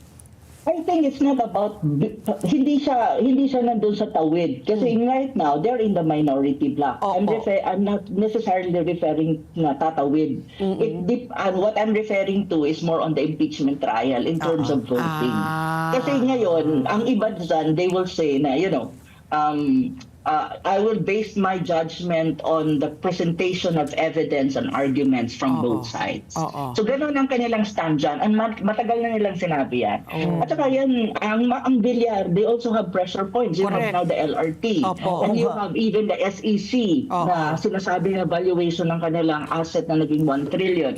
You have other things on the Villar that they are under pressure. On the other hand, Loren, the pressure on Loren is on the Sun. Totoo naman. naman. Ang Pia Cayetano would, alam, based on previous statements niya, sabi nila they will base everything on the evidence presented, which is, well, valid naman ang safe answer. So, and also, take note, they also have their own political agenda in 2028. May mga political agenda yan. At alam ko, nababasa ko kung sino dyan and also try, may mga pangarap na maging presidente ng Pilipinas. Talaga? Or vice president ng Pilipinas. Sino po, Professor? Sino po? Sino po? Sige na po, Professor. Tayong tatlo lang pong nag-usap po dito. Itago natin sa initials. Babae o lalaki po? Lalaki. Lalaki? Lahat naman sila eh. Lahat naman sila. You can see na. Lahat yan may pangarap. Lahat yan. Pero so, what I'm saying is, the 2028, if in any case, magkakaroon tayo ng election. Kasi may problema din tayo. Kasi may CONAS eh. May sinusulong na CONAS to change the term limits of the current officials, especially the highest ranking, like the president, vice, and senators sa House. So isa pa yan na kailangan ng BBM administration ng numero sa Senate. Kailangan nila ng numero sa Senate kasi nga yung CONAS will be the next agenda after the impeachment trial or probably isa-simultaneous nila yan. So yun yung mga bagay na dapat ang Pilipinas at ang ating mga kababayan maging aware. Correct. Let's not, hindi yung politika ng mga politiko or yung survival at saka away-away ng mga politiko. Ang dapat talagang tignan ng mga Pilipino din is not only the impeachment trial is one crucial thing and the CONAS. Kasi yun yung importante. Kasi the numbers in the Senate is very important. Pagdating sa pagpapasa ng CONAS. Kasi sa House, ano na yan solid yan sa administration. Sa Senate lagi, ang may kailangan nilang numero. So, ang lipat-lipat din, at saka yung voting din in terms of number on the side of the admin, makikita mo yan. So the pressure points would still be very active doon sa iba na hindi pa. Ganun yan. Ganun ang laro. Sige po. Ma'am, ito na po, dahil noong 1987 nga po, nagkaroon po tayo ng saligang batas na nag-ensure supposedly ng independence ng Senado. Pero kinatuwa po ng Malacanang at ng Kamara de Representantes po, yung pagkapanalo po ni Senator Sherwin Gatchalian bilang Senate President. At kahit po siguro hindi aminin ng lantaran, marami po sa ating mga kababayan ang nagtatanong talaga at ang may haka-haka na ito ay dahil talaga sa impeachment case. So, paano po, ganito na po ang senaryo? Naglabas po ng pagkatuwa ang ehekutibo at ang isa pang House of Representatives. How can the public be ensured that during the impeachment, magkakaroon po ng independence ang ating Senado? Ngayon pa lang, compromise na tinatawag mong independent ng Senado. The mere fact that the executive level, BBM and his administration recognized the Gatchalian bloc and Gatchalian being the acting Senate President even before they came up with the 13 votes at nangyari yung pag-i-elect sa kanya yesterday is already compromised ang Senado on that. Ibig sabihin, hindi na blurry na ang tinatawag mong independence ng Senado being the upper house of the legislative branch when in fact, sabi mo nga, mayroon kang tinatawag na independence of the three co-equal branch of government. So yan pa lang. Supposedly kasi ganun dapat yan. Pero ngayon, glaring naman. So yung mga kuro-kuro at opinion perspective na ating mga kababayan na sinasabi mo na this bloc is very much closed or, co-opted to a greater extent by the administration is already there. It's glaring naman. Na wala naman dapat na, hindi naman na, sabi nga ni Sandro, let's call a spade a spade. Diba? Sabi ni Sandro yan doon sa Blue Ribbon na ina-accuse siya as, as a part ng mga leta. So, it's really, let's call a spade a spade. Totoo naman yun Yun naman talaga yun. So, ngayon, ang tanong ko, if there would be some kind of, ano ang expected natin sa impeachment trial? Well, yun nga ang sinasabi ko na ngayon, actually, mas delikado yung sitwasyon ni VP. Kasi now, ni Sara, kasi ang impeachment will run by July and then they will come up with the numbers at malinaw naman yung block na ito ni Gatchalian na they're really on the side, they are seemingly on the side of the admin.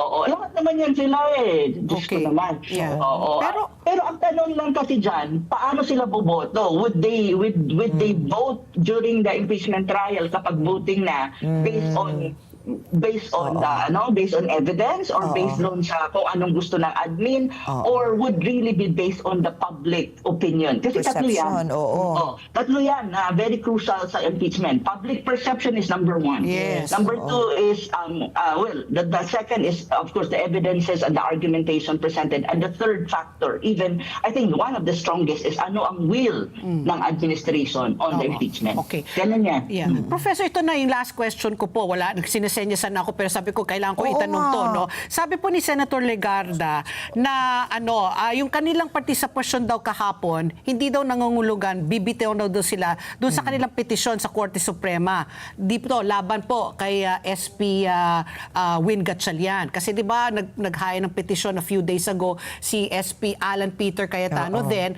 na kailangan magdesisyon ang Korte Suprema. Sino ba talaga ang tunay, ang tamang SP dahil nga sa numero because SP Gatchalian got it, 'di ba, sa 12 votes kasi nga hindi kinount si Senator Bato. Pero ngayon, is it moot and academic or do you think the Supreme Court has to make a decision moving forward po to avoid a repeat of what happened? Well, I think moot and academic na yung petition ni Alan. Kasi, again, it's already 13. And even Pia Cayetano, during an ambush interview yesterday ng media, ang sabi nga ni Pia, di ba? So, it's common sense. They have the 13. So, it's kumbaga, the rules is the rule. So, it's based on the Constitution. They have the 13. So, they really can elect already the SP, and that is Gatchalian now. Yeah. So, if you really look at it, moot and academic na yan. However, on the part of the Supreme Court, it would be nice, it would be good if the Supreme Court will clarify this issue for the information of the public and for this not anymore to be an issue in the future. Okay. Oh, yun yung maganda doon. Pero ngayon, clear naman, they have the numbers They have 13 and they elected. Si Gatchalian naman kasi, during the time na may stalemate, hindi naman siya naging Senate President per se. He was acting Senate President and there's a difference between acting and actual Senate President. Kaya nga sabi ko, di ba, ginamit ng Gatchalian Block ang tinatawagong technicalities. Di ba? Yun. So now, maganda sana kung ang Supreme Court, ika-clarify niya itong mga issue. Doon, moot and academic na siya, ika-clarify pa rin niya itong mga issue para the next time na magkaroon tayo ng mga ganitong, klarado. Wala nang question. At alam natin kung may reference point tayo na, hindi, mali yan, sabi ng Korte Suprema before. Something like that. Kasi sinasabi nila dati, sabi ni SP Alan din, yung Cuenco versus, ano ba yun, Diones ba, na hindi yun ang magic solution dyan sa pinaglalaban nila Senator Win Gatchalian. Pero like you said nga, moot and academic, but we're looking forward nga to a decision of the Supreme Court para kung sakalin, sana naman hindi na mangyari. Maulit. Pero, diba, dapat ito lesson na sa atin kasi it's the first time naman nagkaroon ng ganito. Para may jurisprudence na moving forward. Maraming salamat po, Professor Ana. Always a pleasure having you on the show. ma'am. Hindi siyempre itong huli dahil I'm sure mainit pa ang mga mangyayari dyan sa Senado. Baka nga hindi ito yung katapusan na ng krisis. Baka, alam mo, it's just start of another kasi season. pagdating na ng impeachment It's another trial, season. Pero alam mo, yun. Patpi, kung ako hindi hopeful sa fuel, di ba? Ikaw hopeful ka doon. Ito hopeful ako na sana mag-start ang magtrabaho because in fairness naman, alam naman natin na marami pa rin tayo mga politicians dyan who are public servants at heart. Okay. So sana yun naman na ayun, dito ako hopeful. Sige. Okay, maraming salamat Thank you muli, so much. Professor. Thank you, ma'am. Thank you very much Thank muli you. Thank you kay very Professor Ana Malindog. Ang ating geopolitical analyst. At ang oras, alas 9:33 na po ng umaga. Sa aming pagbabalik, ayan, yung sinasabi ni Ricky na hindi siya hopeful dito. Ako hopeful naman kasi ito talaga, nararamdaman talaga ng mga sikmura po natin, yung pagtaas talaga ng mga produktong petrolyo. May good news sana ihatid sa atin si Director Rino Abad mula po sa DOE sa pagbabalik po ng ASPN. Ano sa palagay nyo? Ang sigaw ng Pinoy Nation. Information and education. ASPN. Oras! Alas 9:30 8:06 na po ng umaga at kaya kanina kung kayo nanonood, sabi ko, wait. Dahil gusto kong batiin ang mga tiga Mapua, Malayan Colleges mula sa Mindanao. Ayan, kaway-kaway sa mga kapatid natin sa Mindanao. Ang layo naman ng pinanggalingan ninyo. Saan sa Mindanao po kayo? Davao. Yes. Nako, ingat-ingat po. Baha at saka lindol. Kaya hanggang kailan kayo dito sa Maynila? Saturday. Nako, excursion. Mag-ingat. Maraming salamat po sa Mapua Malayan Colleges. Okay. Ricky, ano ang ating mga balita sa esports? Siyempre, may sports na tayo ngayon. At ito nakaka-proud. Proud moment po dahil pasok na ang Filipino tennis player or star na si Alex Ayala sa round of 16 ng WTA 500 Berlin Tennis Open matapos yung talunin si Donna Vekic ng Croatia. Sa unang set, kinailangan ni Ayala na makabawi mula sa dikitang palitan ng puntos. Sa huli, nakuha niya ang mahalagang break para maipanalo ang unang set sa score na 7-5. Sa ikalawang set, mas naging kontrolado na ang laro ni Ayala. Ipinakita niya ang kanyang matibay na depensa at maayos sa shot placement para mapanatili ang kalamangan at tuluyang iselyo ang panalo sa 6-4. At dahil sa straight sets victory, nakasiguro si Ayala ng pwesto sa round of 16 ng torneo, isang malaking hakbang sa kanyang patuloy na pag-angat sa world tennis scene. Ang tagumpay na ito ni Ayala ay itinuturing na pagbawi kay Vekic na nakatalo sa kanya sa kanilang May sulit pa ba? Sulit sa Jollibee Chicken Joy. Sarap savers. Masarap. isa sa pinakamalalakas na manlalaro sa women's tennis na si world number 2 Elina Rybakina ng Kazakhstan. Inaasahan magiging matindi ang laban dahil nauna na silang nagkatapat kung saan nanaig si Rybakina. Nakaka-proud. Imagine 21-year-old. 21. But now she's playing against veterans. In the world Ang of galing. tennis. Alex, go! At ang oras, alas 9:38 na po ng umaga at kasama na po natin sa linya na sana magbigay sa atin ng magandang balita ang ating suke, Director Rino Abad mula po sa Oil Management Bureau ng Department of Energy. Good morning, Director Rino. Welcome back po sa ASPN. Good morning, sir. Magandang umaga, Ma'am Pat. Ricky. Sa inyong programa at sa ating mga kababayan po. Ayan, Direk Rino, kami po ay kailangan sabik na sabik po kami sa magandang balita. May magandang balita ka bang ihatid tungkol sa ating presyo ng mga produktong petrolyo dahil sabi nga kanina ni Ricky, nagkaroon na ng pirmahan. Si Donald Trump. Si Donald Trump. hard copy. Pinirma na daw. Balita ko naman sa periodiko kahapon, kanina, si Donald Trump nagkaroon na ng e-signature kasama yung kanyang counterpart sa Iran. So ito ba signal na magkakaroon na po ng oil price rollback? At unang-una, Ma'am Pat, magandang umaga din kay Ma'am Ricky, no? Nandyan, Good morning po. Kasama kayo. Well, doon sa sagot, no, definitely po. Bababa ho kasi Definitely. sabi ko nga sa mga ibang interview, wala na ho talagang itataas yan kasi matagal na hong nakapag-adjust ang price natin doon sa walang lumalabas na fuel doon sa Persian Gulf. Mga inabutan na ho tayo ng halos 3 buwan dyan. So, wala na hong itataas kundi pababa na lang ho talaga yung price na yan. Ayun, very good. Dahil nga, pag na-open yan at talaga namang lumabas na ang mga cargo ship doon sa na-trap sa loob at yung mga gustong bumili na nahinto muna ay makakapasok uli doon at makakakuha na naman ng fuel. Okay. Then definitely yung impact talaga is there's nowhere to go yung price but to go down. Okay. Ganun ho talaga yan. May follow-up question lang, Direct Rino, before I turn it over kay Ricky. Itong sinasabi kasi, marami nagsasabi, uy, teka, pababa ang presyo. Pero, hindi siya bababa sa presyo nung bago nagkaroon ng sigalot sa Middle East. Kumbaga, kasi, correct me if I'm wrong, Ren, bago po itong sigalot po, ang presyo po ng crudo, ng diesel, mga 55. Tapos yung gasolina, mga ganun din, mga 60. So, wag daw muna tayong masyadong magpakasaya dahil hindi daw bababa ng ganun ulit sa ganung level. Sa tingin nyo ba ito ay gaano katagal bago natin mararanasan yung pre-Middle East war crisis? Or sa tingin nyo, bababa agad itong presyo bago po yung sigalot?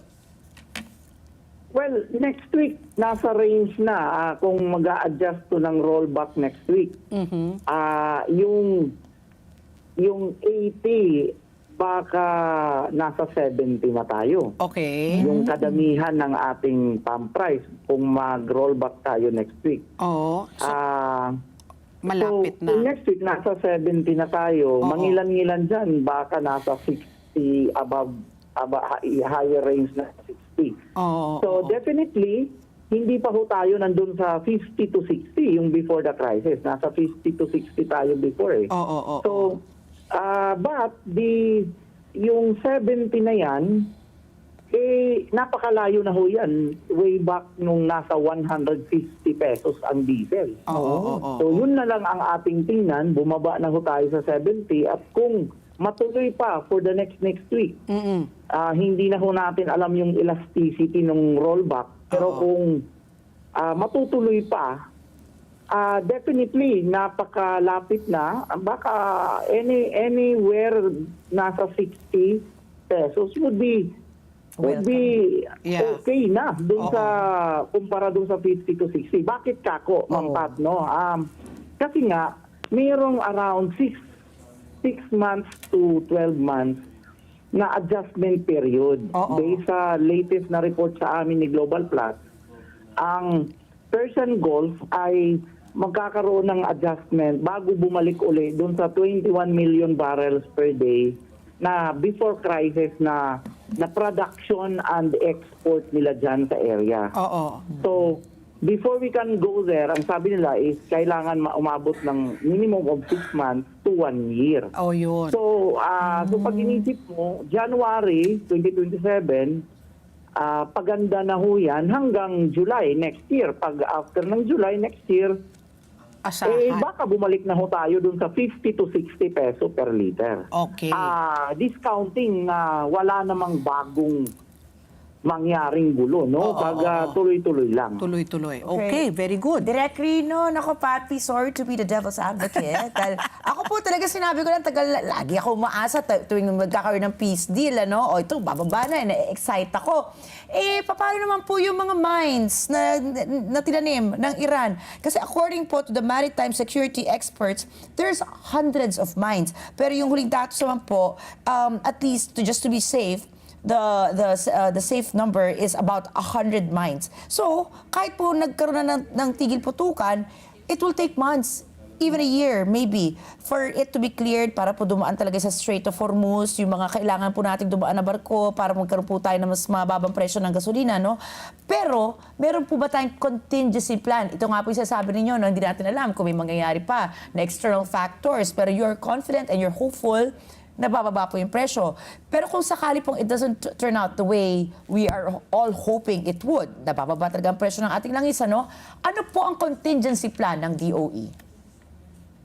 Ma'am Ricky, iklaro lang ho natin, matagal na ho ang mines na yan. Opo. In fact, intentional na nilagay yan kasi gusto ng Iran na ang free area, yung tinawag na parang imaginary lane, shipping lane dyan. Direk Rino?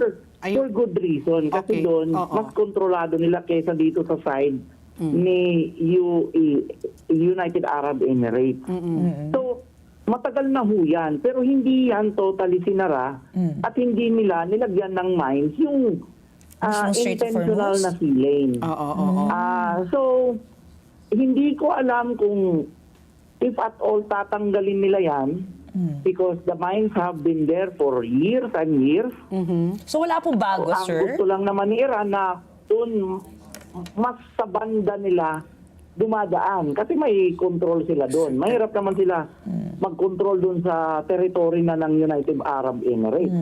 So, ang tanong ngayon, kasama ba yan dun sa peace deal? Natanggalin yan. Kasi kung tatanggalin yan, di mas malalong mas maigi. Pero hindi ho yan magkukos ngayon ng continuing blockade. Dahil parang blockade na rin yan dahil sa mines. Pero hindi ho magkukos yan. Matagal na ho yan dyan.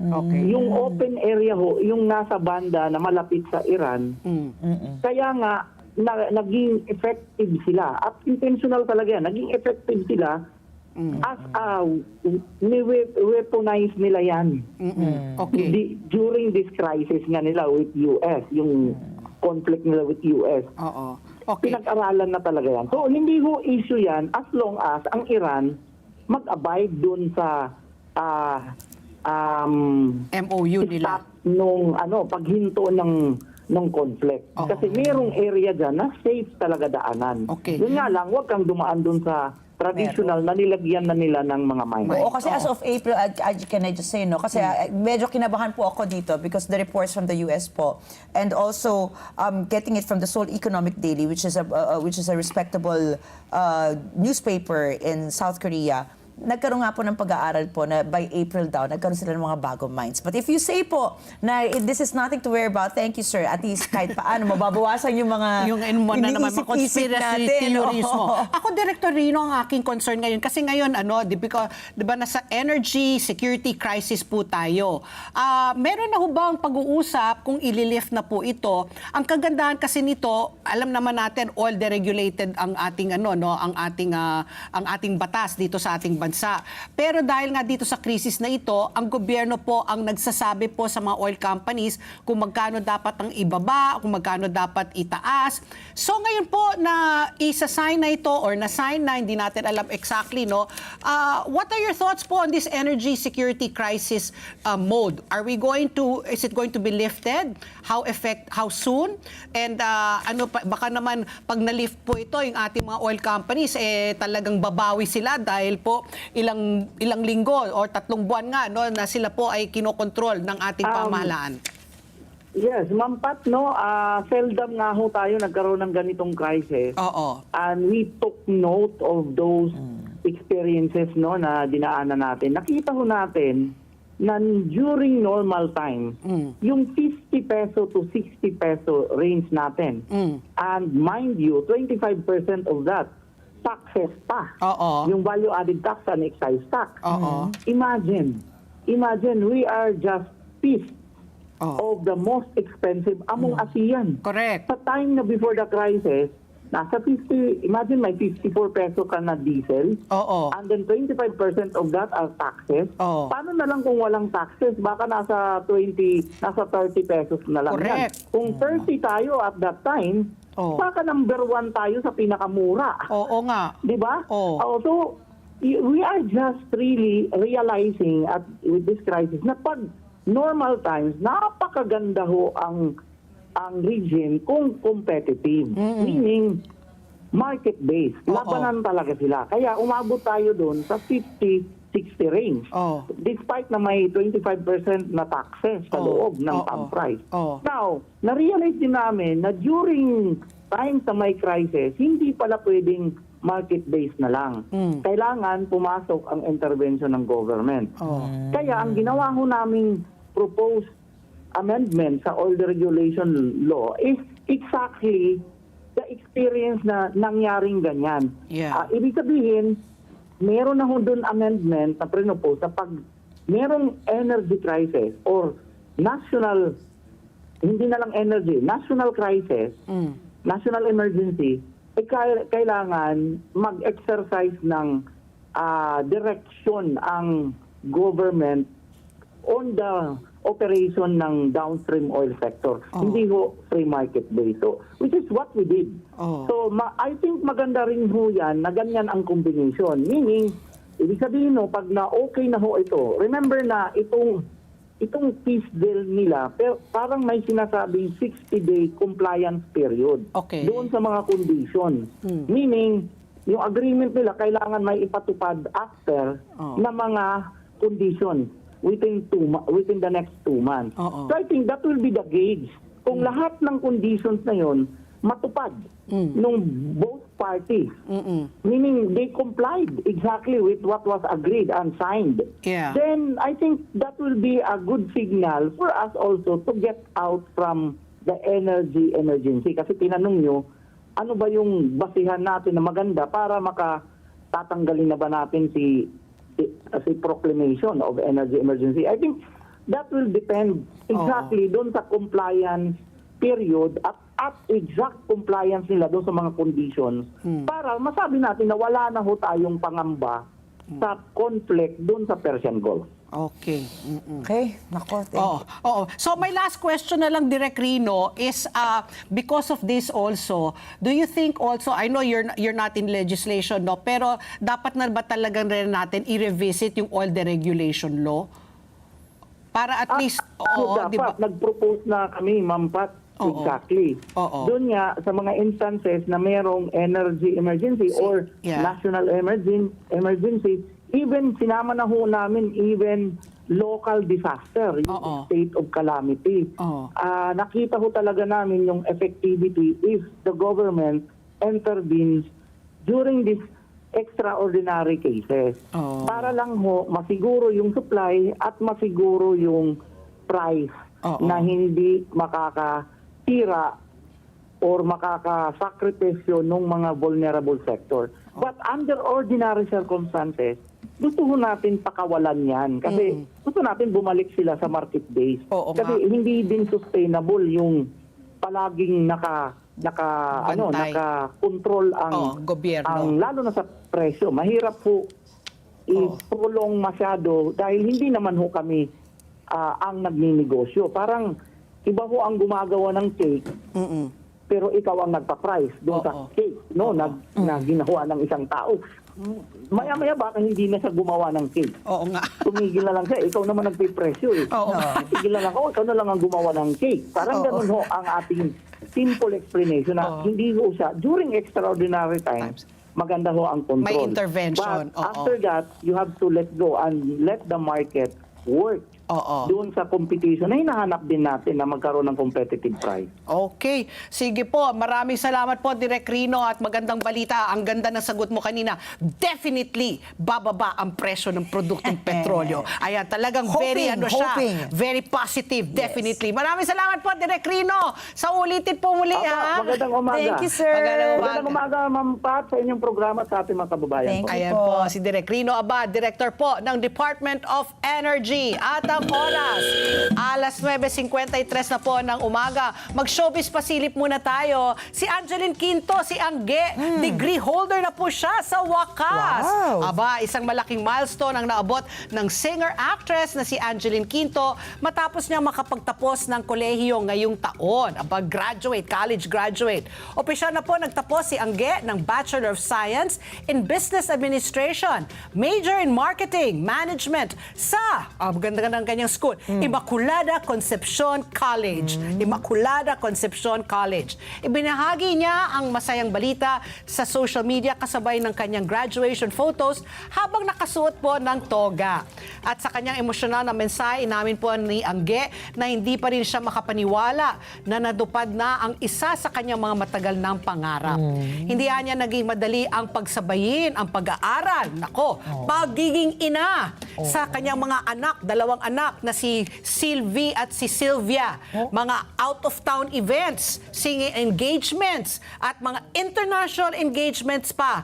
Pati na rin ang kanyang mga proyekto sa telebisyon. Gayunpaman, kinaya niya ang lahat sa tulong ng kanyang pamilya at mga taong sumusuporta sa kanya.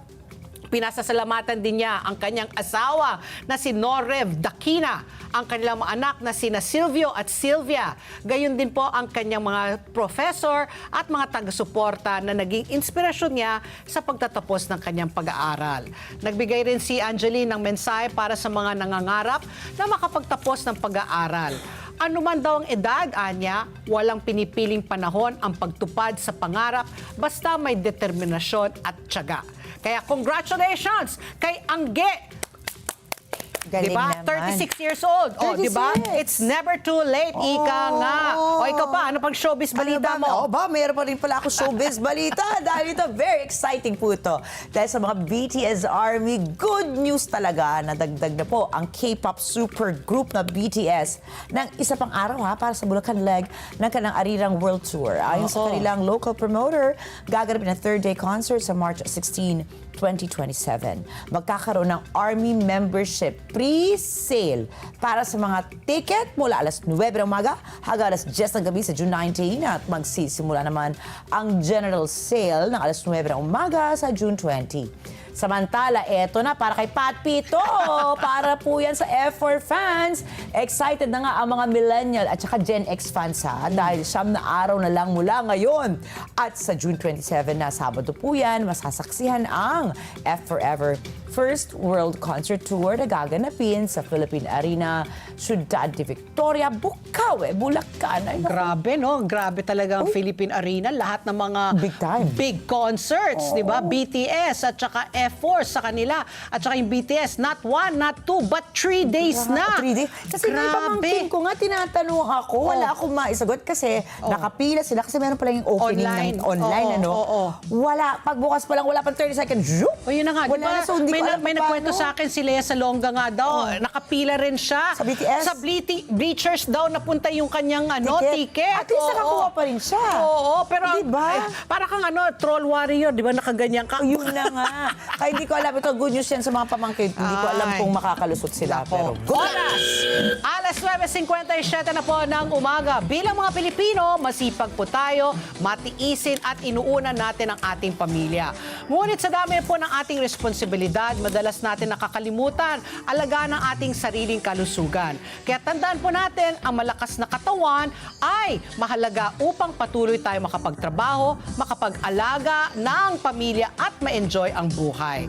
Ang King's Herbal Plus ay isang all-natural food supplement na may 80 powerful ingredients mula sa herbs, fruits, and vegetables for men and women na tumutulong sa overall wellness at vitality ng katawan. At bilang pasasalamat sa inyong patuloy na suporta, may 1 milyong pasasalamat promo ang King's Herbal Plus, kung saan maaari kayong manalo ng hanggang 500,000 pesos in cash. Mabibili po ang King's Herbal Plus sa Mercury Drug, Watson's, South Star Drug, Rose Pharmacy at iba pang leading drugstores nationwide. King's Herbal Plus, balik lakas, balik sigla, hatid ay pag-asa at saya! Okay, bago tayo magpaalam, happy birthday, advance happy birthday po kay Carlo Barsha from Beth Mercado. Ayan, happy birthday po kay Carlo mula kay Nurse Beth. Ay, si Kabet pala yan. Kay Kabet. At tandaan po na dito sa ASPN, mahalaga ang inyong palagay, mahalagang bahagi yan ang paghahanap natin sa katotohanan. Kaya sa bawat issue na papanahon, party po kayo ng diskusyon. At tandaan po natin talaga ang buhay ay hindi patagalan, kung hindi syempre pasarapan. Kaya sulitin po natin, tawanan lang po natin ating mga problema, mag-food trip tayo ng masarap, gumala at gumawa tayo ng masasayang alaala at syempre patuloy pa rin po tayong manalangin. At susunod na po ang Kada Umaga Girls. At samahan niyo po ako mamaya alas 9:30 ng gabi sa mata ng Agila International dito lamang sa Net 25. See you everybody!